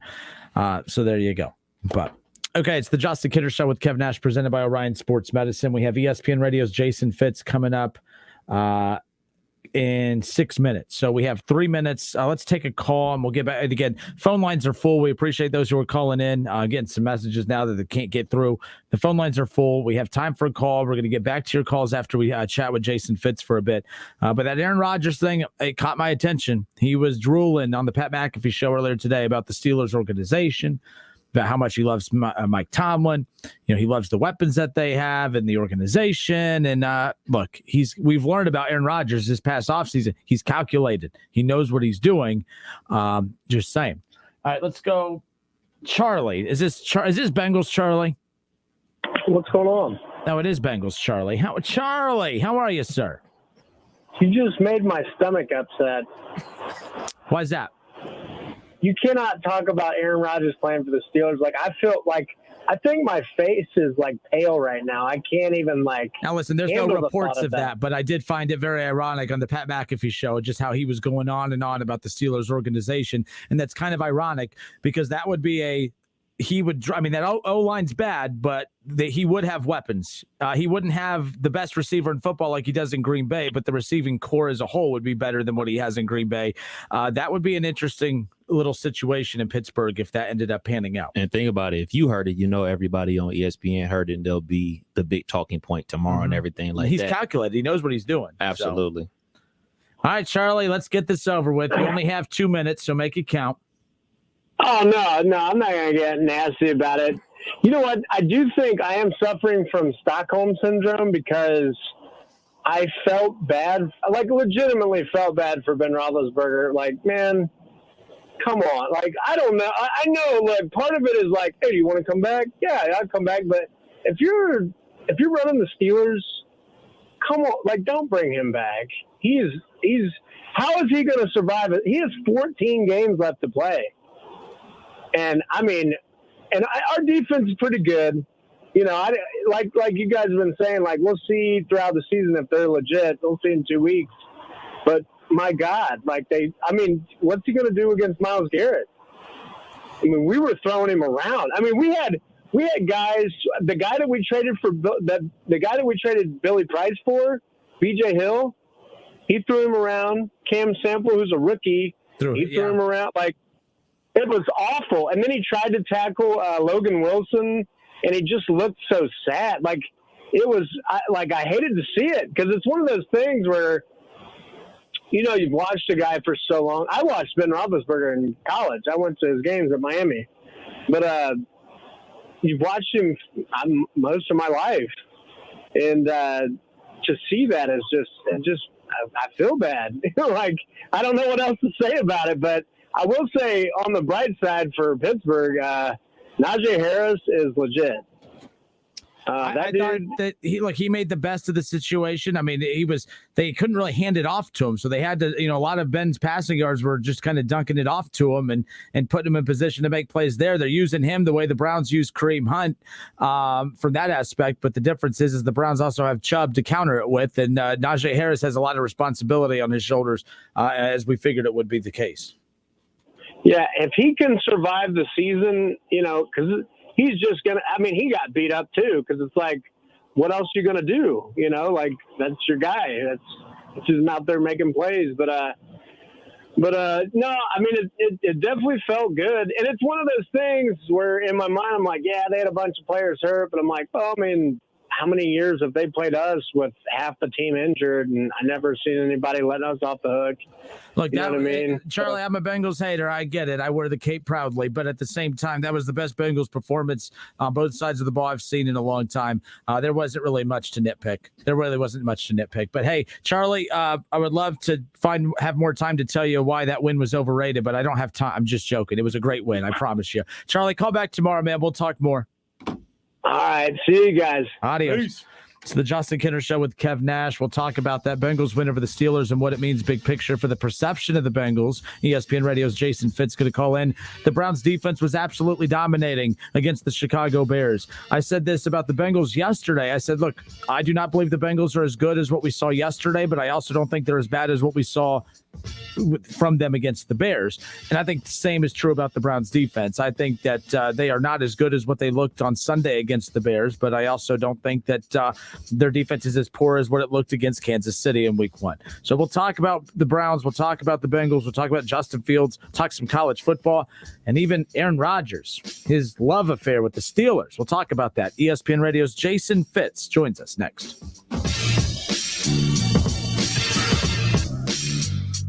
It's the Justin Kinner Show with Kev Nash, presented by Orion Sports Medicine.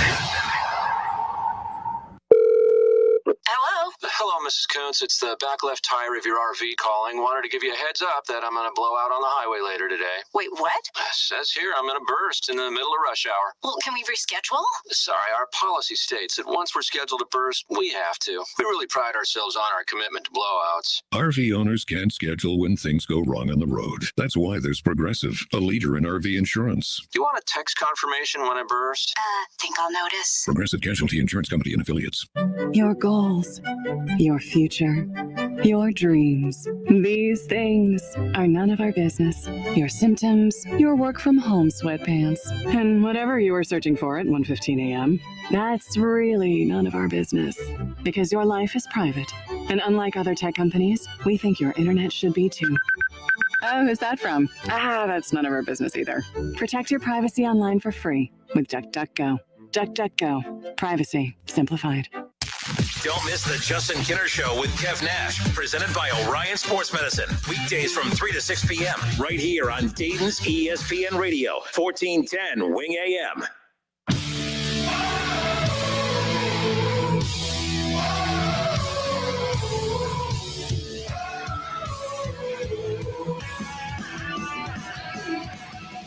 The Justin Kinner Show with Kev Nash, presented by Orion Sports Medicine. Hanging out with you here on a Tuesday. Cleveland Browns victorious over the Bears over the weekend. And, of course, the Bengals got that huge win over Pittsburgh on Sunday as well. We'll continue with that conversation. We'll get into some Ohio State talk around the corner as well. But 518-1410, that's the number to call. We'll get back to your phone calls here coming up at the top of the 5 o'clock hour. Excited to hear what you guys have to say about the Browns matchup and the Bengals. Bengals Thursday night football, Joe Burrow against Trevor Lawrence this Thursday night. Excited about that. But I'm excited. Kev's excited to pick up where we left off last season. ESPN Radio's Jason Fitz hanging out with us here today. Jason, it's been a while. How are you? Man, you know what? Dirty little secret just between me and you. No Spain and Fitz tonight, so I've been waiting for this all day because after this, I'm gonna, I might have a little drink. I might get might be a little crazy, but I knew I was gonna get to hang out with you, and that makes me excited. I can't wait to get to do this every week. Well, I love, and first of all, we love having you on too, and we love having a drink as well. But of course, I got to wait till 6, so you get an earlier start than us. But hey, so earlier today on the Pat McAfee show, and again, you know how people love to take stuff and run with it, especially when it comes to Aaron Rodgers.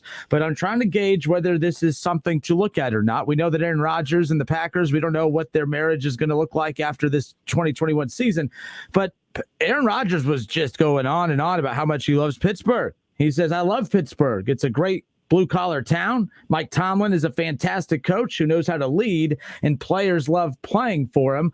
Aaron Rodgers, that was one of his quotes, of course, on the Pat McAfee show earlier today. Never really thought about it, but is Pittsburgh a potential landing spot for Aaron Rodgers? I know all this great football this year, and I'm going back to midsummer talk. It's annoying, I get it, but your thoughts?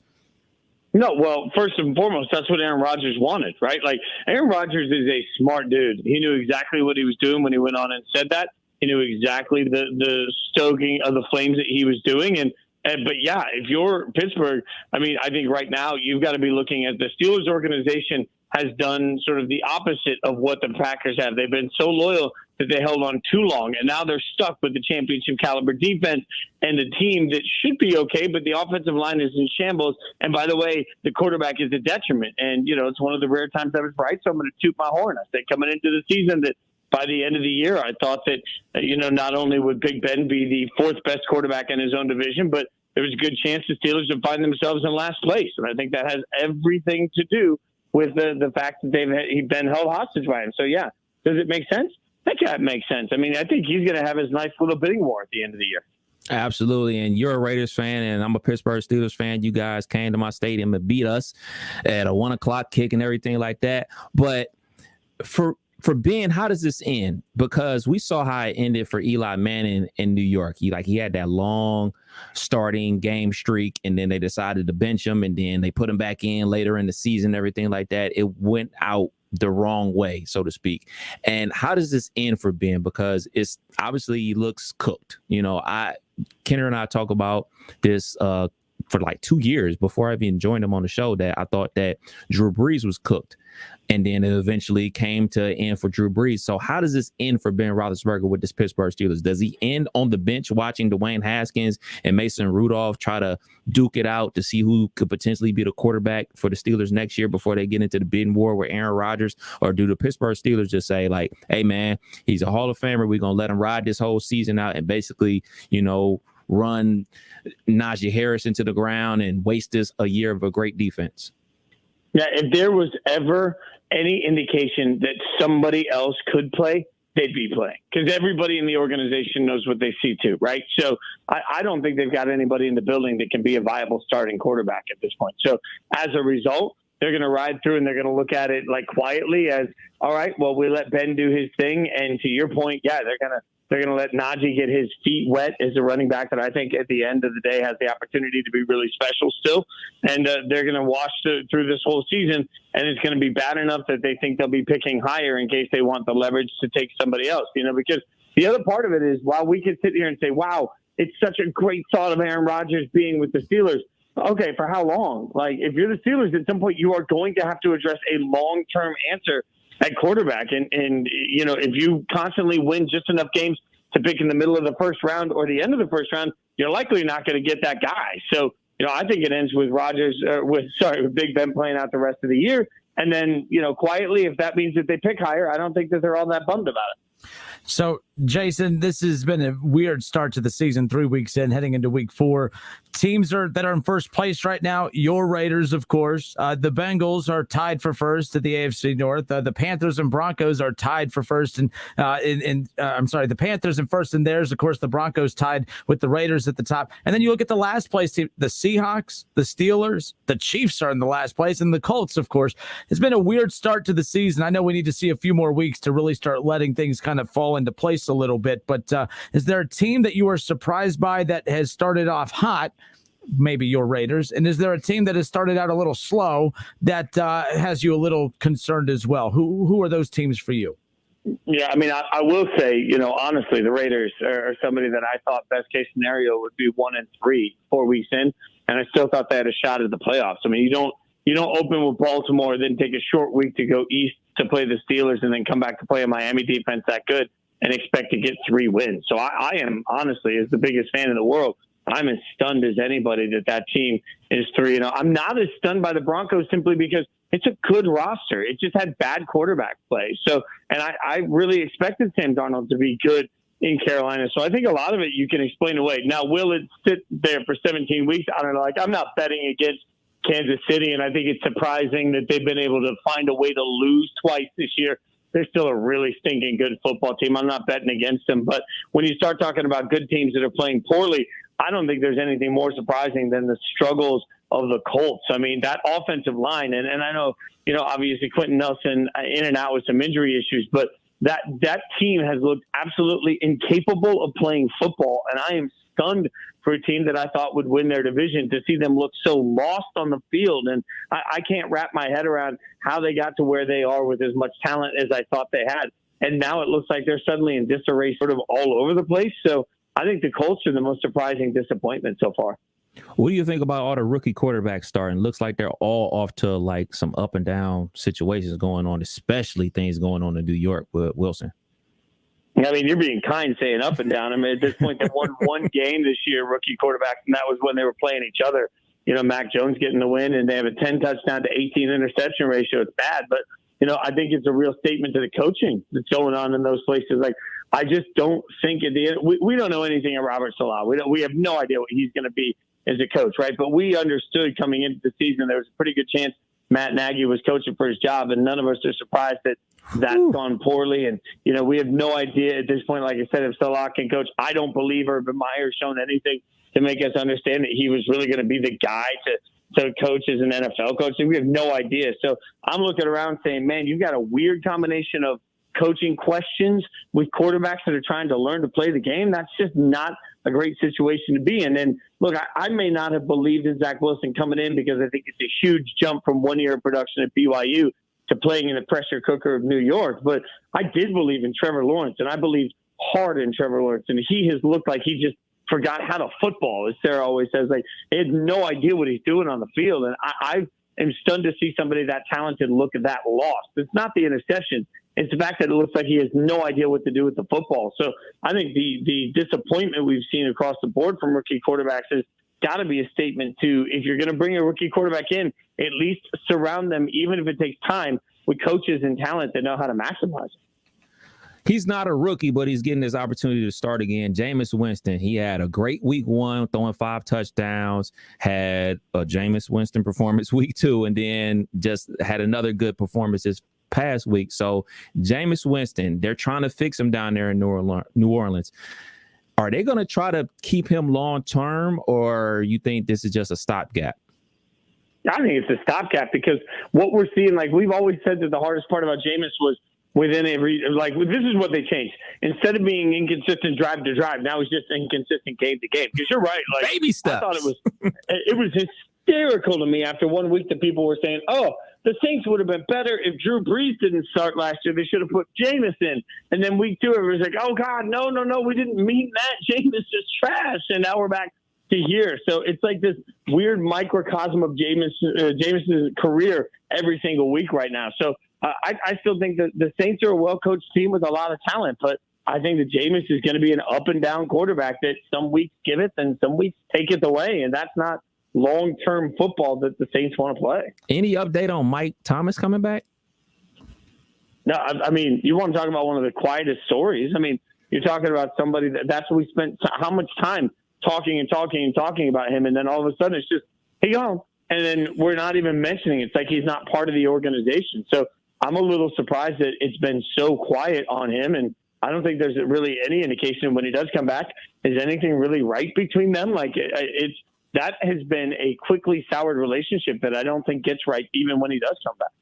Sean Payton, is he coaching elsewhere next year? Because I love my hot takes, and my hot take that I said at the beginning of the season is that Cincinnati would be a pretty interesting landing spot. You have Joe Burrow, you have Jamar Chase, you have T. Higgins, you have Tyler Boyd, you have Joe Mixon. They're still looking for that offensive line. Bengals fans think they have one because they had one good week against a Steelers team that had no pass rush. But I find that to be a very interesting situation right there in Cincinnati, mainly because I don't know what the future of Zach Taylor is, but Sean Payton, it seems like he's been in New Orleans long enough, and the message might be a little stale at this point. Maybe it's not Cincinnati. That's a long shot there of my hot take, but I'm curious your thoughts on Sean Payton and what the future holds for him, because it doesn't look like New Orleans is going to go in a direction that they feel like that he's even going to feel confident about what's next as far as the next step of their rebuild, if that's what you want to call it. Well, you're 1,000% right about New Orleans, by the way, and it comes back to the same thing we've been talking about the whole time, really. At the end of the day, you got a quarterback in the building. You got some level of hope. And I'm not sure the Saints know that they have that quarterback, and that's largely going to fall at the feet of Sean Payton for deciding that he knew he could get it done with the guys they had in the room. So if he's wrong, there's some level of accountability. I think there's so much between the organization and Payton. I could see them letting him stay around longer, even if things look bad just because of loyalty. But I will say this to your hot point, or your hot take. I don't think you're wrong about the appeal behind that job. And, one thing that I've always looked at is you got to look at organizations, and I know this is hard, but you got to look at it and say, okay, 3 to 5 years, is the talent in the building, is the structure in the building, are the people around, what's this gig look like for the next 3 to 5 years? And if I'm looking right now at the Bengals and I'm looking at the way they built the roster, I think you could make an argument that is built to be a pretty enticing opportunity. The rest of the division, you could make some arguments that there's some positivity there, but this is not our grandpa's, sort of Bengals team that nobody wants to be around. If you got a young quarterback, and they do, you know how big I am on Joe Burrow, I think that you have the opportunity there to turn it around and grow. So if there's a change in Cincinnati, I think it's going to be because there are several names that want to be involved in that process. Like that is going to become a destination because of the talent they have. And it's interesting. So we had you on, I think the last time we had you on the show was right around the NFL draft. And I'm going to throw out the criticism of your take on this and see how you respond, because our take was the same. You believe that they should not have taken a receiver number 5, correct? It was not about the talent of Jamar Chase, but you believe they should have gone offensive line with Penei Sewell at number 5. Same thing that I was saying. But I keep getting a bunch of, well, are you ready to admit that you were wrong about Jamar Chase? How do you respond to that? If you were the one also saying they should have taken OL with the number 5 overall pick, Jamar Chase leading the league in touchdowns 3 weeks in, how do you respond to people who say, well, Mr. Fitz, are you ready to admit that you were wrong about the Bengals and Jamar Chase? Yeah, well, at the end of the day, I'll go back to my Raiders fandom, right? and one thing that I've seen over the past few years is that, you can spend that first-round equity on Henry Ruggs, that's fine, but you can also get production out of Nelson Aguilar. You can also get production out of Hunter Renfrow. Like, wide receiver to me is a position, while I'm not taking anything away from the way Jamar Chase is playing, and it's great. Wide receiver is a position that if you draft and scout well, you can get production in the later rounds that can come in and absolutely make a difference. If you don't have an offensive line, especially if you have a young quarterback, that young quarterback's going to get murdered. And it's a problem across the league. I think one of the reasons we're seeing really inconsistent team play from several places we didn't expect it is because offensive line play has been flat out bad. So frankly, if I have to make the decision, it's not just about the return of investment of that one pick. It's also about value added of that one pick versus another pick. So you want to show me who you're putting into Sewell's place that you think is going to be that sort of, very, very good Pro Bowl caliber tackle that you're going to have for the next decade? Because I'd argue you could find that Pro Bowl caliber wide receiver in the 2nd, 3rd, and 4th round, especially in this year's draft. Look no further than Rondale Moore, who was available in the second round and is freaking killing it for Arizona. And all these people that don't watch college football that cover the NFL are saying, oh, look at this small speedster.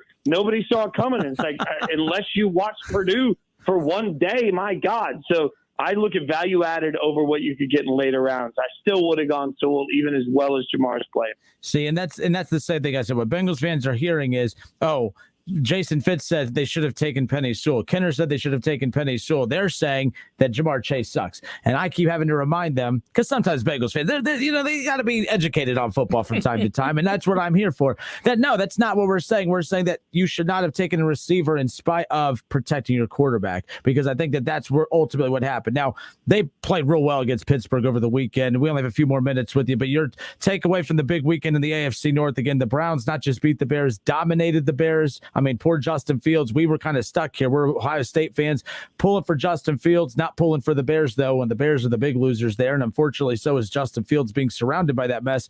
And then, of course, Cincinnati's dominating win over Pittsburgh. It was a good weekend for the AFC North, including Justin Tucker's humongous 60-plus yard field goal to beat the Lions.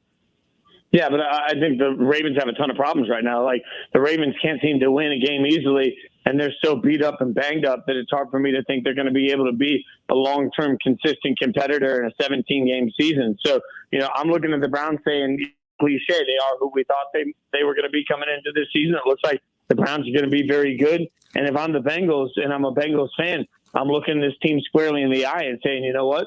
This is no longer, you got to change the tone of the conversation. And this is a message I've had for a lot of fan bases that talk about their teams like they're 4-12. Well, no, this is not a 4-12 Bengals team. This is a team that looks like it can be a middle of the pack team in the AFC, which is the next step they need to take and puts them squarely in the conversation for next year, what needs to be added to be a playoff team. I mean, depending on how this all plays out, I think the playoffs are going to be particularly hard to get into in the AFC. But I do believe that there's a lot of talent in the AFC West. I also believe they're going to beat each other up. So the Chargers, Broncos, Chiefs, Raiders are all going to take some losses because they're playing those teams week in and week out. So in a 17 playoff per conference, I think the Bengals have a shot, an outside shot, at looking at one of those wild card spots if they keep playing this well. So I think there's a lot to be happy for those two teams. I still like Baltimore long term, but they're just too banged up to get it done. And Pittsburgh's going to be sitting in last place. All right, so Jason Fitz, his schedule is unbelievable. So here, everybody listen to this. The Monday Tailgate Show, the Rankings Reaction Show, the Heisman Show, the Kickoff, the College Football Show, the Wrap-Up, Sports Nation on ESPN+, and then, of course, your weekly, weeknight radio show with Spain and Fitz from 7 to 9 p.m. We thank you for fitting us in to your busy schedule. I don't know when you sleep, but we're looking forward to chatting with you throughout the season every Tuesday, so thank you. Man, I can't thank you enough for having me. You know I love coming on with you, man. I don't know when I sleep either, but I know when I drink, and it's about 30 seconds. So let's go. Let's go. Jason, thank you, man. Take care. We'll talk next week. Have a great week. Later. He wanted that drink. It was like, out. Tag up. Interesting stuff there. Look, bottom line, I mean, the Ravens do. But they've come away with wins. Lamar's going to wear down at this rate, though. He's got to stop fumbling, bruh. And I know the Pittsburgh Steelers offensive line is hot garbage right now, but it was hot garbage last year. And Villanueva is not a good offensive tackle. He is a turnstile, and they were just running right around him. Hey, Lamar, you trying to prove you're a pocket passer? Okay. You can't prove you're a pocket passer if you don't have the ball. Doing the Kung Fu chop on his arm every single time. So they need to start sliding protection, leaving a running back in. Oh, they don't have any running backs. So there's just so many injuries to that team that I don't think they're going to be able to, like he said, long term, the win at Kansas City, that was awesome because it was great TV. And then, oh man, you just had a NFL breaking kick to win the game. That's awesome. But eventually, teams are going to adjust and teams are going to be like, all right, look, man, he can't block. We're just going to keep rushing from this end because the running game isn't there. Like, I know a lot of people think that, like, oh, man, they always have a running game because Lamar's there. Well, you don't have a quality running back. All three of them are gone for the season. So they got me and you at the running back position. So, that's a thing. Then you got injuries on the defensive end of the ball. I think over time, it's going to catch up with them. I think they're going to end up, maybe win 9 games this year. But I just think over time, man, it's just too many injuries. And it's kind of like San Francisco last year. They were done before they even started because they had so many injuries. And it was just and nobody really banged them for it because well, what do you expect them to do? They lost 5 defensive starters in one game. And then they started losing offensive linemen. So people just all right, it is what it is. And they're on the brink of that. They're one more injury away from being on that type of schedule. The Ravens are. So I don't think they're going to last that long. So if I'm a Cincinnati Bengals fan, I'm putting the pressure on the organization and the team. Look, man, the Steelers are down. The Ravens have an IR report longer than train smoke. Capitalize, because guess what? Nobody cares. Injuries are a part of the game. So if this is the way you got to capitalize and get into the playoffs, by all means, you got to do it. You got to do it because one thing about the Browns last year, once they started getting wins, they started getting confident and built on confidence. And no matter what people think, man, the talent of the guys in the NFL from team to team really isn't that wide. Yeah, you got Aaron Rodgers and, Patrick Mahomes who are all the way up here, and you got great receivers. But most of these dudes are super talented and athletic. But when you get that confidence and you get that swagger about yourself and believing that you're going to win going into games, that goes a long way. Because there's been plenty of seasons where the Pittsburgh Steelers just knew that they were going to beat Team X or Team Z, and they just bullied themselves into winning and believed that they were going to win those games. If the Cincinnati Bengals truly want to make a mark on this season, they beat the Steelers for a second time. they go ahead and split with the Browns. They split with the Ravens. You do that as a Cincinnati Bengals, you will make the playoffs. Yeah, I think there's a lot of there's going to be a false sense of security coming up with that, though. But to your point, like there's wins coming up for Cincinnati that what they do with, like, we'll know if they're believers in themselves or not, because like we could sit here and say, okay, they're going to be 3-1 after Thursday. They better be. Most likely they're going to be 3-1 after Thursday. 3-1, that's a great record to have 4 weeks into the season, and probably, should have beat the Bears. I mean, that's what's going to be crazy about Cincinnati is we're going to look back, and that Bears game is going to be a pain in their ass moving forward. They're going to wish they hurt Andy Dalton a quarter earlier. And so they have Jacksonville on Thursday night. That's 3-1. Should be 4-0. 3-1.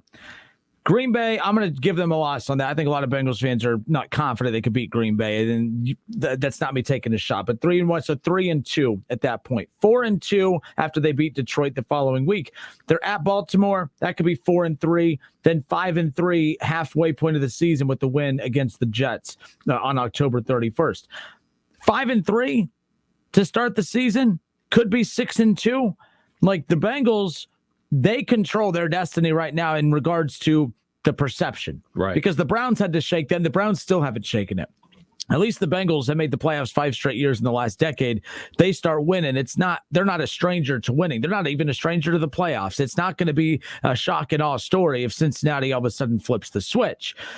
Cleveland was a shock and awe story because 0-16, biggest joke in the NFL. I still think the organization is a few years away from shaking off that perception. That's why still, even as a Browns fan, I don't even care when they played the Bears or bad teams. My stomach still hurts in the morning because it's just the Browns. I don't care if you have the Chiefs roster. I'm not going to feel confident because it's still the Browns at the end of the day. The Browns they're going to Browns. Like that's what we talked about last year. But the Bengals have a chance to be 5-3 at the halfway point. I know there's 17 games, but I'm still calling it the halfway point. And that is huge. And what they do with that is going to really determine how they finish out the season, because you're right. Pittsburgh is worse than we thought. I thought that they are worse than I thought they were going to be in better shape. Now they could turn it around. Their ceiling is about a 500 ball club. They could turn it around to get back on that pace, but they looked bad on Sunday. Like that wasn't just Zach Banner, please come back, please. That was rough. Sakes. It's hard to be confident that they're going to flip it around, but we shall see. But as far as the Bengals go, the Ravens are inconsistent because they don't have a lot of pieces. Lamar Jackson having to will them to victory. At the end of the day, it's the Cleveland Browns that the Bengals have to worry about. I wanted this from the beginning. Joe Burrow against Baker Mayfield, Bengals versus Browns in meaningful games. I'm not sure if the Bengals are for real. I'm a hater. I get it. But I think I'm being realistic here. I need to see a little bit more. Everyone was saying the same thing about the Browns before they really took off last year. And I'm kind of there with the Bengals. I don't trust that offensive line. But if they protect him again on Thursday night against Jacksonville, got Green Bay coming up who's solid. The Bengals, they want to shut me up. The fans want to shut me up. Everyone wants to shut me up. I'll be shut up here in 2 weeks, because if the Bengals beat Jacksonville on Thursday, which I project that they will, 3-1, they beat the Green Bay Packers, I'm going to be making omelets with all the egg on my face. I'll be making omelets with all the egg on my face. But they have to get it done. But they're feeling themselves. The fans are feeling themselves. And that's to your point, Kev. Winning starts to be contagious. Yep. Because when you start winning, you start realizing, oh yeah, that taste of losing sucks. I don't want to taste that. We got to do everything we can to not taste that again. And that's where I think we are. But the schedule works out pretty nice, that even if they lose to Green Bay, they're 3-2, 4-2 with the win at Detroit on October 17th, 4-3 with the loss to Baltimore, and then 5-3 on October 31st against the Jets. That's a solid start to the season for the Cincinnati Bengals. As I said coming in, though, Kev, the majority of their wins are going to come on the road. They're not going to get a lot of home wins this year. They got a home win against Minnesota. They're going to get a home win against Jacksonville. But I don't project. They're not beating Cleveland. I'm sorry. That's just the homer in me. Possibly you could chalk it up to that. But Cleveland is just head and shoulders a better football team than the Bengals.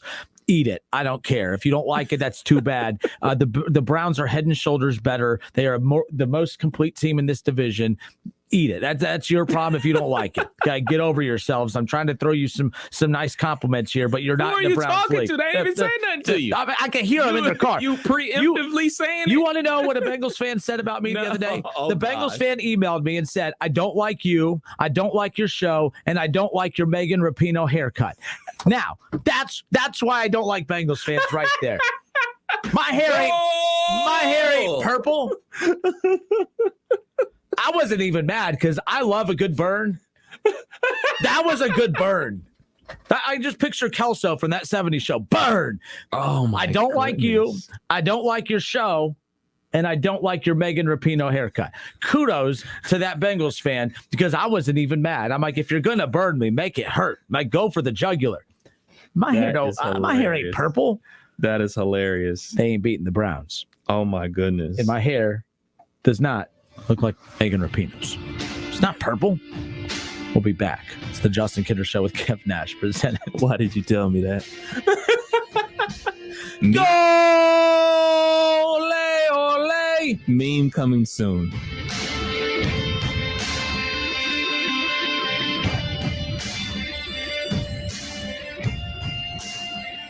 It's the Justin Kinder Show with Kev Nash, presented by Orion Sports Medicine.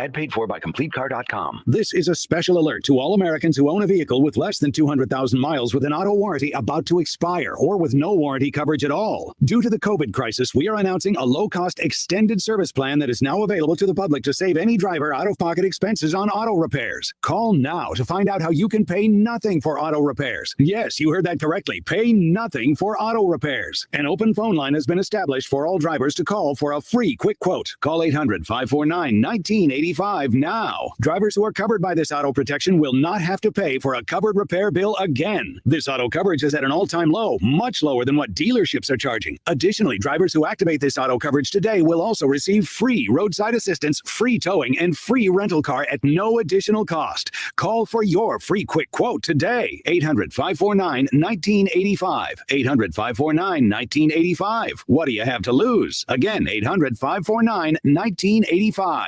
Great tasting Ensure Max Protein with 30 grams of protein, 1 gram of sugar, and nutrients to support immune health. Those who tried Ensure Max Protein reported feeling more energy in just 2 weeks. For consumer survey details, visit Ensure.com.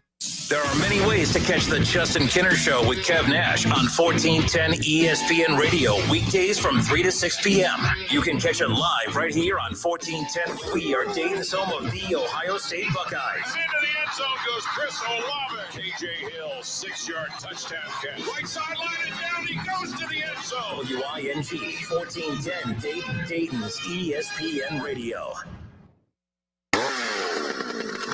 Ready for renovations? Arts Rental Equipment has the tools you need to make your home, lawn, and garden stand out this year. From brush chippers to cutoff saws, no job is too small or too big. Visit your local Arts store today. Work smart. Rent from Arts. But we have a truck leaving with a big order on Tuesday. Tina's floor manager retired, leaving her tortilla factory flat out. What do you mean she's on a silent retreat? She must fill the role and all those orders. Oversee production. Indeed can help her hire great people fast. I need Indeed. Indeed you do. Schedule virtual interviews and talk to candidates right from your employer dashboard. Visit Indeed.com/credit and get $75 towards your first sponsored job. Terms and conditions apply. I'm Serena Williams. You watch me live on TV. And I'm that voice from movies you watch on demand. DirecTV Stream brought us together to save the world. Maybe not save the world, but DirecTV Stream does bring your live and on-demand favorites together. Your favorites together. I just said that. She just said that. Introducing DirecTV Stream, the best of live TV and on-demand with no annual contract. Get your TV together at DirecTV.com. Requires high-speed internet and compatible device. Content varies by package and location. Restrictions apply. I'm with Dr. Sharon Parsons, past president of the Ohio Dental Association. Soft teeth run in my family, so going to the dentist won't help, right? Actually, your family history does not necessarily determine whether you'll get cavities or develop gum disease. Your own behavior can prevent dental disease. By regularly seeing a dentist and brushing twice a day, flossing once a day, and avoiding tobacco products and sugary foods and drinks, you can put yourself on the right path to having healthy teeth and gums for a lifetime. ODA member dentists are located throughout the state, are dedicated to providing the highest quality care. are bound by the highest ethical standards and obtain superior ongoing education and training. On your next visit, ask if your dentist is a member of the Ohio Dental Association and American Dental Association, so you know you're being treated by the best. To find an ODA dentist in your area, visit associationsadvanceohio.com. When getting the job done right is job one, you need construction equipment that's built right. From compact track loaders to the world's #1 selling compact excavator, the Kubota construction lineup features durable Kubota engines, more comfort, and the versatility to do it all and do it right. Visit your local Kubota dealer today. Go to KubotaUSA.com for full disclaimer. See Columbus Equipment Company, 7570 New Carlisle Pike in Dayton. Hello, I'm Clerk of Court Rob Scott, serving Kettering, Centerville, Moraine, and Washington Township. From October 18th to October 29th, you can come to Kettering Municipal Court and pay off half your fines and costs, and the other half will be waived. There is nothing to fear. Come pay off half your fee. This is brought to you by Rob Scott, Clerk of Court. Homeowners and business owners, listen up. It's time to go solar. Go solar with OGW Energy Resources. OGW Energy Resources has been providing service to the Miami Valley for over 14 years. Find out how going solar can save you money for your home or your business. Check out OGWEnergyResources.com to learn more. Discover the OGW difference today. OGW Energy Resources, your energy, your future, control it. I struggled with symptoms like frequent gas and stomach pain for years. I was bloated all the time with daily diarrhea. At first, I thought it was what I was eating. I kept thinking it was stomach issues. So I did my research and talked to my doctor, and we finally uncovered the truth. It was actually EPI. Exocrine pancreatic insufficiency, or EPI, is a condition where your pancreas is unable to help break down your food. It can lead to symptoms like diarrhea, gas, bloating, stomach pain, unexplained weight loss, and oily stools. And EPI symptoms can be confused with those of other common digestive conditions like irritable bowel syndrome, Crohn's, and celiac disease. So getting to the right diagnosis meant being more open with my doctor about the severity of my symptoms and how often they were happening. But there's good news. EPI is manageable, so don't wait any longer. Use the symptom checker at identifyepi.com and schedule a visit or call with your doctor to ask, could I have EPI? Sponsored by AbbVie. Well, I started my own restaurant because I love to cook, but that also means a lot of greasy pots and pans. And we can't waste time with endless sink changeovers. So we upgraded to Dawn Professional Pot and Pan. Dawn Professional cleans 58% more pots and pans per sink than the leading competitor. Less dish soap, fewer changeovers, and more time doing what we love. Dawn Professional. It's clean. Upgraded. From P&G Professional. At CDW, we get the right network makes remote locations seem less remote. Great, because my data is lagging out here. CDW can orchestrate the Aruba Edge Services platform, bringing computing closer to where data is created. It automates, unifies, and secures the edge, fixing problems before they impact your business, giving your network a sixth sense. Someone at the door? Just a moose. He works here. Aruba and IT orchestration by CDW. People who get it. Find out more at cdw.com/Aruba. Listen to this station anytime, anywhere on Odyssey. Odyssey is your new audio home for all the music, news, sports, and podcasts that matter to you. Odyssey. That's AUDACY. Do you have a home improvement project? Use the right tool for the job and rent from Arts Rental Equipment. Arts has the best selection from power washers and ladders to loaders and dump trailers. Work smart.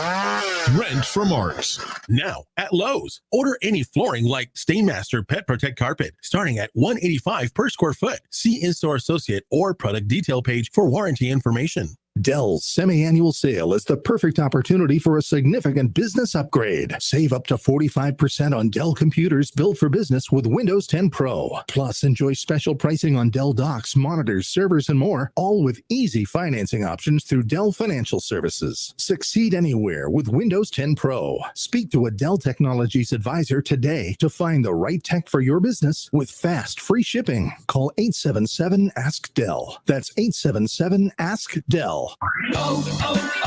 O'Reilly. It's O Rewards Member Appreciation Month at O'Reilly Auto Parts, where you can earn double, triple, even up to 5 times O Rewards points on select purchases. Get bonus points on more than 200 items throughout the store, like wiper blades, fuel system cleaners, motor oil, and more. Stop by O'Reilly Auto Parts today or visit O'ReillyAuto.com.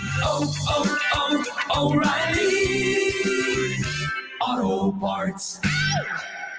Frickin' football is here. Frickers has the games on all the screens and you score with savings. Enjoy your favorite ice cold domestic draft personal pictures for only $6.50. A 48-ounce personal picture for only $6.50. And enjoy a plate of your favorite frickin' nachos for just $7. Take your frickin' pick. Frickin' chicken nachos, Mississippi barbecue nachos, or Nachos Supreme, only $7. This season, don't just be a football fan, be a nacho fan. At the home for fun, food, sports, and spirits, Frickers.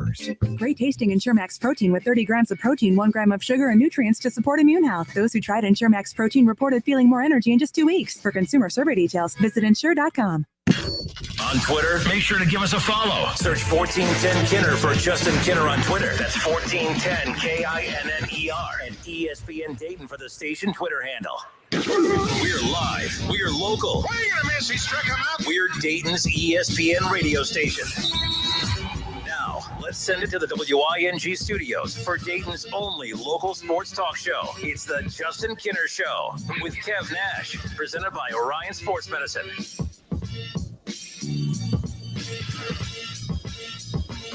Shout out to ESPN's radio's Jason Fitz. He's going to hang out with us every Tuesday at 4:30 throughout the NFL season. And college football season.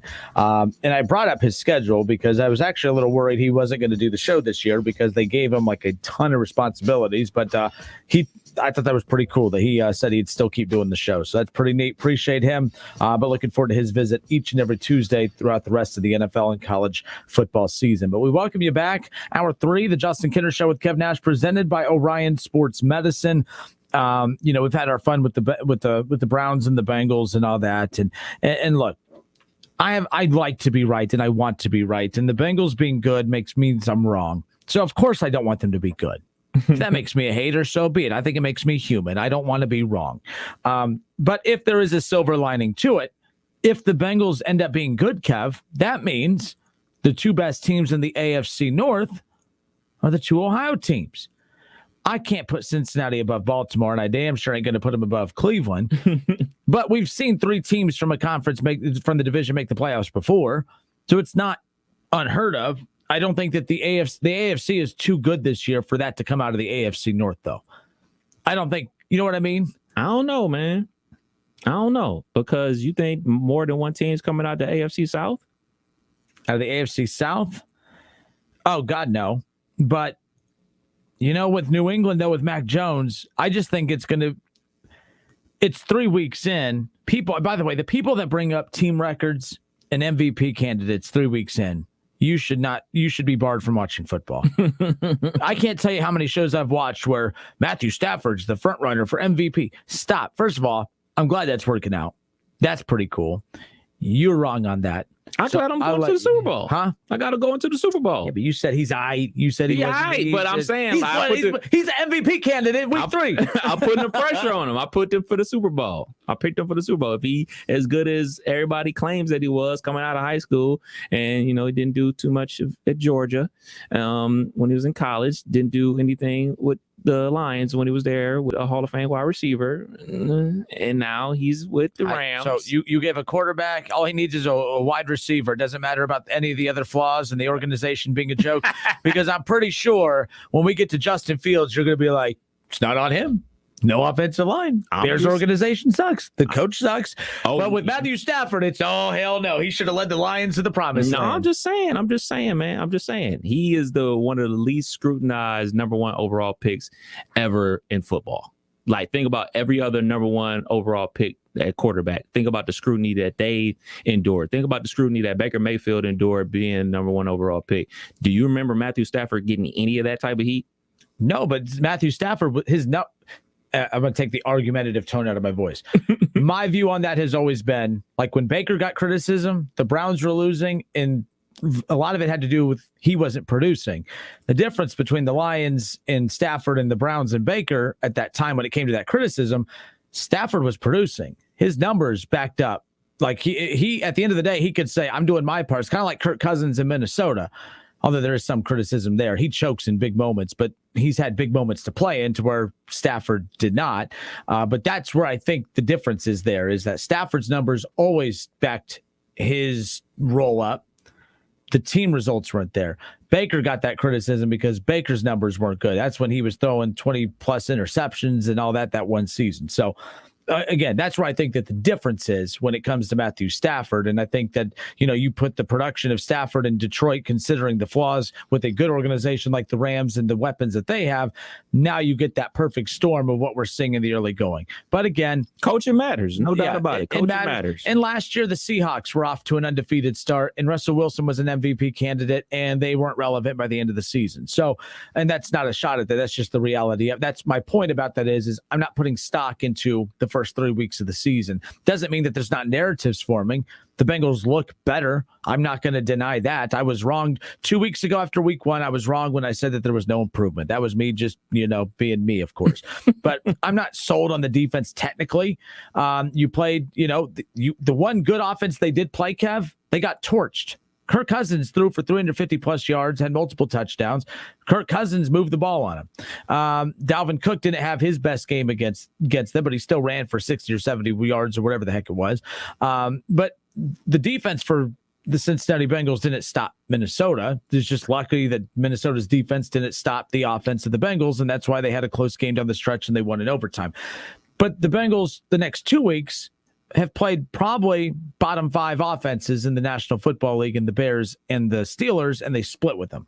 So that's where I'm like, maybe I'm doing the college football thing where I'm nitpicking the opponent too much and devaluing the success of the team. Bengals are 2-1 to start. The Browns, on the other hand, they just beat up on that same bad Bears team, but they showed, kind of like Ohio State with Akron, you have no business being in a game with us. We're going to put you out of your misery. We're significantly better. Boom. And Cleveland did that. Cincinnati hasn't done that. But to be fair to Cincinnati, I think they're improved. They're getting better. I don't think they're a great team. I think Cleveland has great weapons, and I think they're a great team when they're clicking.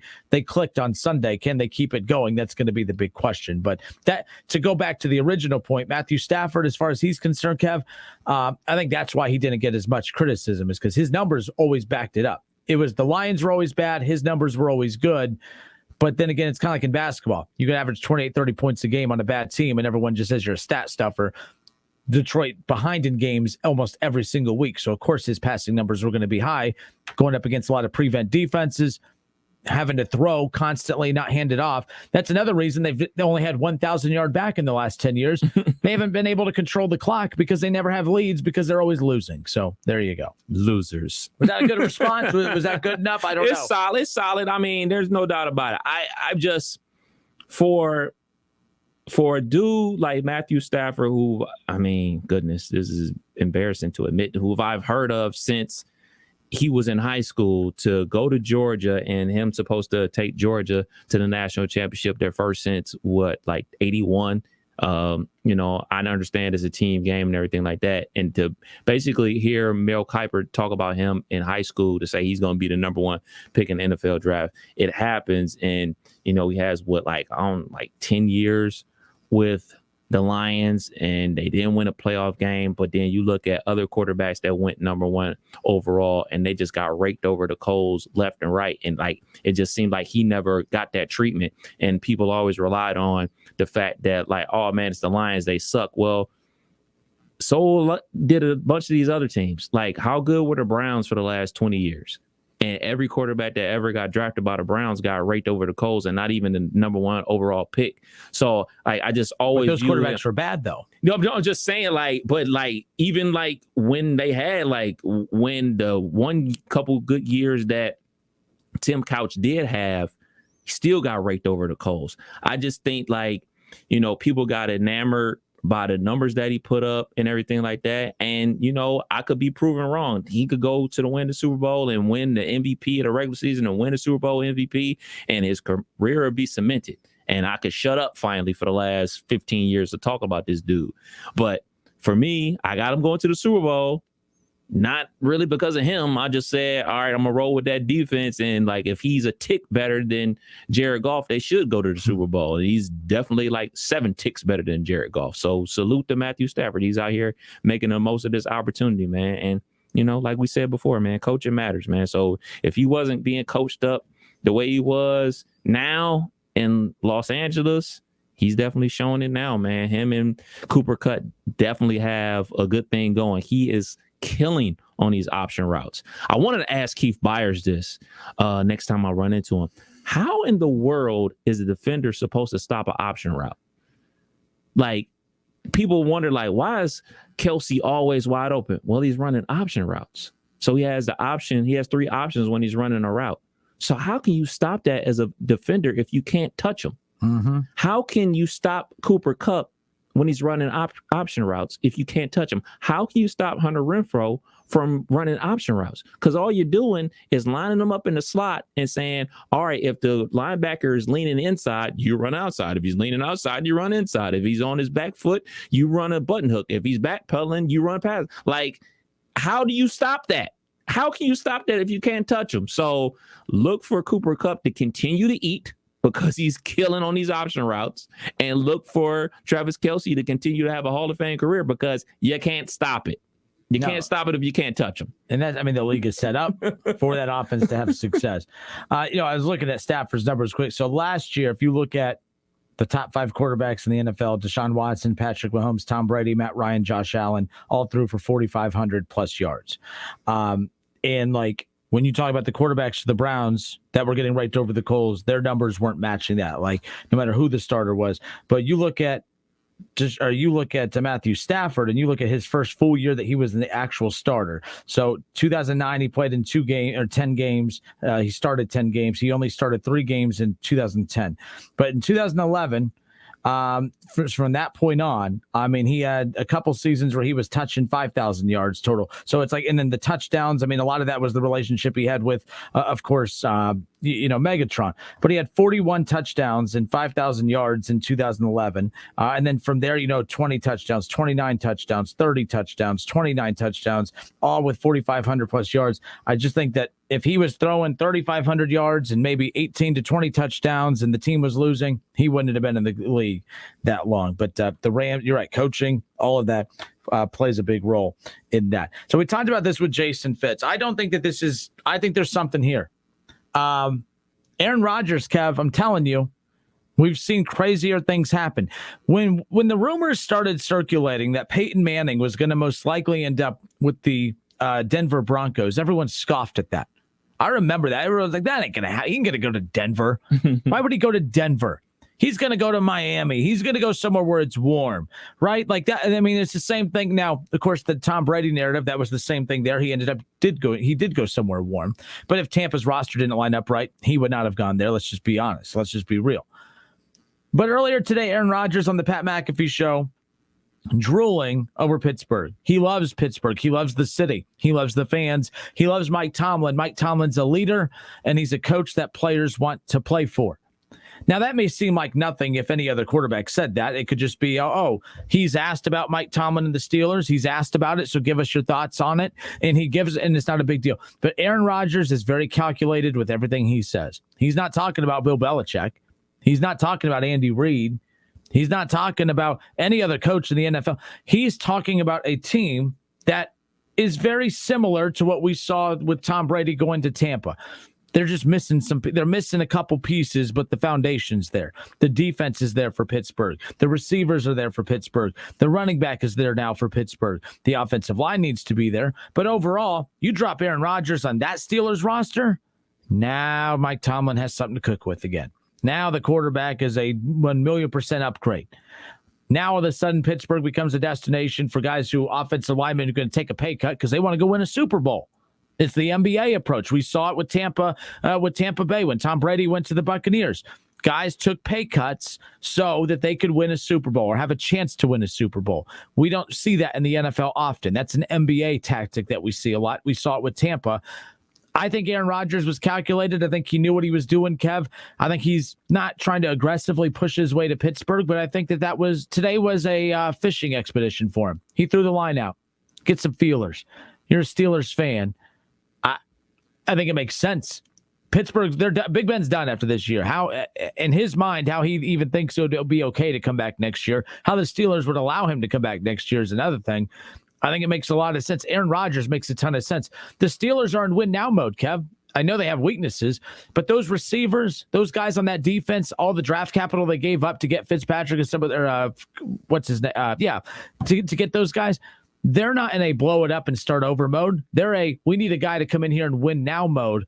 That's Aaron Rodgers. All the stars are lining up perfectly. Aaron Rodgers to Pittsburgh. It sounds weird. It's going to look weird, but I think that makes a ton of sense right now. Oh, I mean, I would love it. I mean, there's no doubt about it, man. I'm not going to sit here and be the super Pittsburgh Steeler fan and be like, no, we can't get rid of Ben Roethlisberger. Look, man, I done seen Joe Montana play for the Kansas City Chiefs. I done seen, Emmitt Smith play for the Arizona Cardinals. It is what it is, man. I done seen Brett Favre play for the Jets and the Vikings. You know what I'm saying? It is what it is. This is professional sports. Like, the whole thing about like the John Elways playing for one team their entire career, going out on top, winning the Super Bowl, that stuff don't happen. The whole Kobe Bryant dropping 60 on his last game, only playing for the Lakers, that stuff just is very rare. So, if Aaron Rodgers is a free agent and he wants to come to the Pittsburgh Steelers need to do everything in their power to make that happen. Here's the problem. I think they'd have to trade for him. They need to do whatever. Who do you trade? Kevin Colbert. I have a love-hate relationship with him. But if Aaron Rodgers wants to come to the Pittsburgh Steelers, you got to make it happen. Period, point blank. You got to do whatever you got to do to make it happen. And in the NFL, man, people, they really don't want player for player. They just want picks. They want draft picks. So you're going to have to cough it up. You're going to have to cough it up. If the Pittsburgh Steelers only win 4 to 5 games this year, and Green Bay wants that number 1 pick for Aaron Rodgers, you give up the number 1 pick. You're not in the situation where Pittsburgh might have a high draft pick, by the way. Yeah, that's what I'm saying. How the rest of this year goes. Yeah, that's what I'm saying. If they only win like 4 or 5 games and they're sitting in the top 5 and they want that number 5 pick or whatever the case may be for Aaron Rodgers, you give it up. You give up that pick, you get Aaron Rodgers, and then you let Aaron Rodgers and you go out there and do your job, and you tell whatever offensive lineman out there, you try to make it happen. You sell Aaron Rodgers as the quarterback, and you try to get him some help on that offensive line so you can take advantage of the weapons. Because let's be clear, man, you're gonna get Najee Harris killed out there. I'm not worried about Big Ben getting killed. I'm worried about Najee Harris getting killed. Like, you can't run into the line of scrimmage as a running back 20 times and only get 50 yards, and then be asked to catch the ball out the backfield 14 times and get killed too. There's no reason why Christian McCaffrey is always hurt, because that's what happened to him. You know what I'm saying? He's getting 25 carries a game and they throwing it to him 10 times a game. It's great for fantasy football, but hey, man, it's just football. Dude's going to get hurt. So you need to make sure you got your quarterback in place so you can distribute to these weapons like a Claypool, like a Deontay Johnson, like a Juju, like the rookie tight end out of Penn State, so you can distribute the ball to everybody else. You got to, if Aaron is there and he wants to come, you do it. Got to do it. Do it now. Got to do it. Got to figure it out. If you want to show up this week, I'll gladly take it. I know they play the Steelers and Green Bay play this week, so that's probably another reason why it was brought up. Oh yeah, they're talking about that. They're talking about Tom Brady and everything else. Going to return into New England to play this coming up Sunday as well. So I mean, so many big games in Week 4 coming up, and we're pretty pumped about that. We'll step away for a few moments. ESPN Radio's Jason Fitz. That interview will be up at wingam.com coming up here in just a moment. We will tweet that out. Of course, the Megan Rapinoe thing. Kev tweeted that you did the side-by-side shot. So if you missed it earlier, a Bengals fan not happy with me. He went off on me. I don't like you. I don't like your show, and I don't like your Megan Rapinoe haircut. And sure enough, Kev wastes no time, and he goes and he gets a little meme made up, and he shared it on his at one Kev Nash. Yes, sir. That's where you could find it. So go check it out at one Kev Nash. Don't act like you didn't pose for the picture. You told me to pose. I knew what you were doing. I did it. I don't have a problem with my hair. My hair ain't purple. My hair is not like Megan Rapinoe's. It's not purple. Who wore it? Now, a Bengals fan did call in and say that if the Bengals beat the Browns here. Yes, Nick called in. So this is an interesting one. So, again, a Bengals fan just went off on me a little bit ago because he's mad about me tearing down the Bengals win against the Steelers because I said it's not as impressive as you think, but congratulations, live it up. Don't like you, don't like your show, don't like your Megan Rapinoe haircut. And I said, my hair is nothing like Megan Rapinoe's. My hair's not purple. So this Bengals fan called in and said, well, if the Bengals beat the Browns, Kinner's hair needs to be purple. I ain't doing it. Because the Bengals are not going to beat the Browns. The Bengals can win all of their remaining games, but they're not going to beat the Browns, I promise. The Bengals have guaranteed 2 more losses on the schedule, both of them against the Cleveland Browns. They could win every other game, fine. But they're not better than the Browns. They're not even close to being as good as the Browns. They're jealous of the Browns. I feel bad for them. It sucks, but it is what it is. They waited so long to take over the AFC North, and they thought their time was coming. And then here comes the Cleveland Browns leapfrogging them and taking the division over. Sucks to suck. We'll be back in a moment.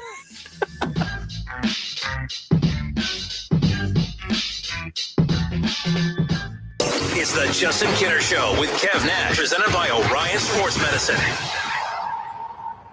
ESPN 1410 Wing AM weather.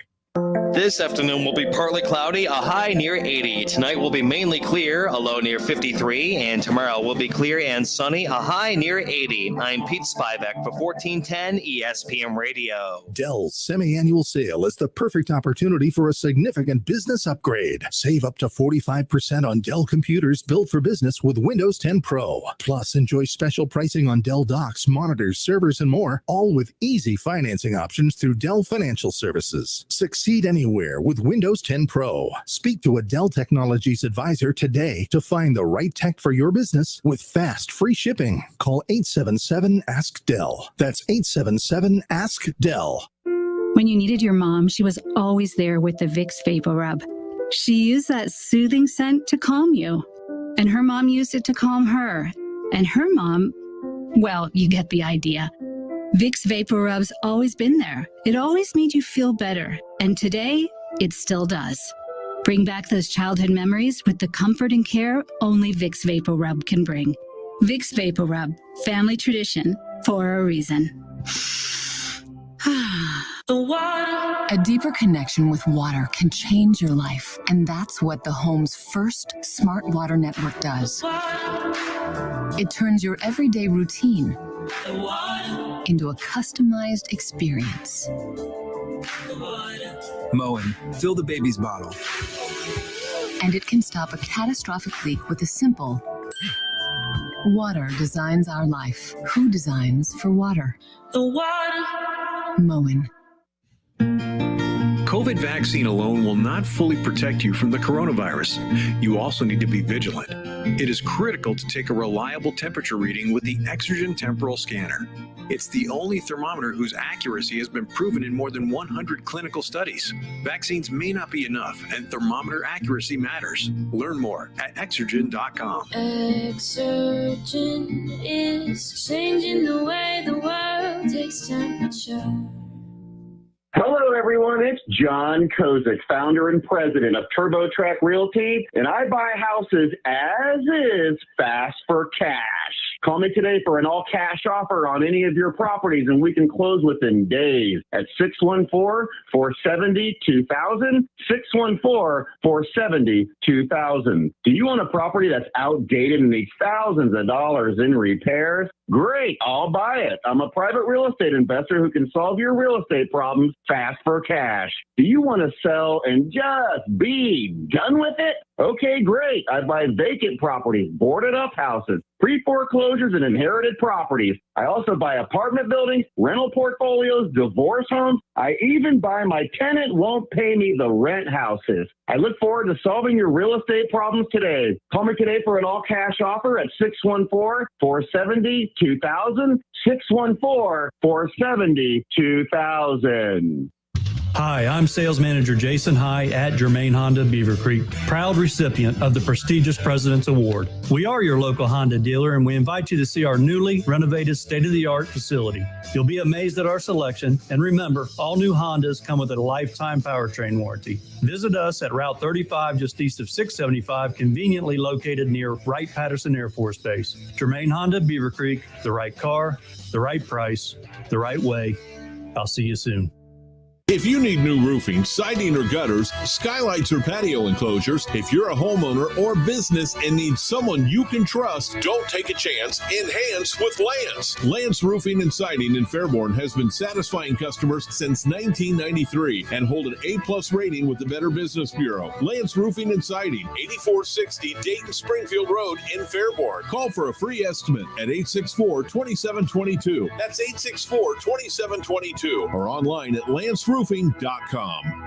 Mow like a pro with Hustler Turf zero-turn mowers. They engineer their mowers to be maintenance and service friendly for the everyday homeowner while not sacrificing the build and cut quality they're known for. From the heavy-duty frame to the welded steel deck to their trademark smooth track steering, Hustler Turf zero-turn mowers deliver professional grade cut quality for a perfectly manicured lawn. Come in to Small Engine Service Pros to see the Hustler difference for yourself today. Small Engine Service Pros, 2030 North Dayton Lakeview Road, Route 235 in New Carlisle.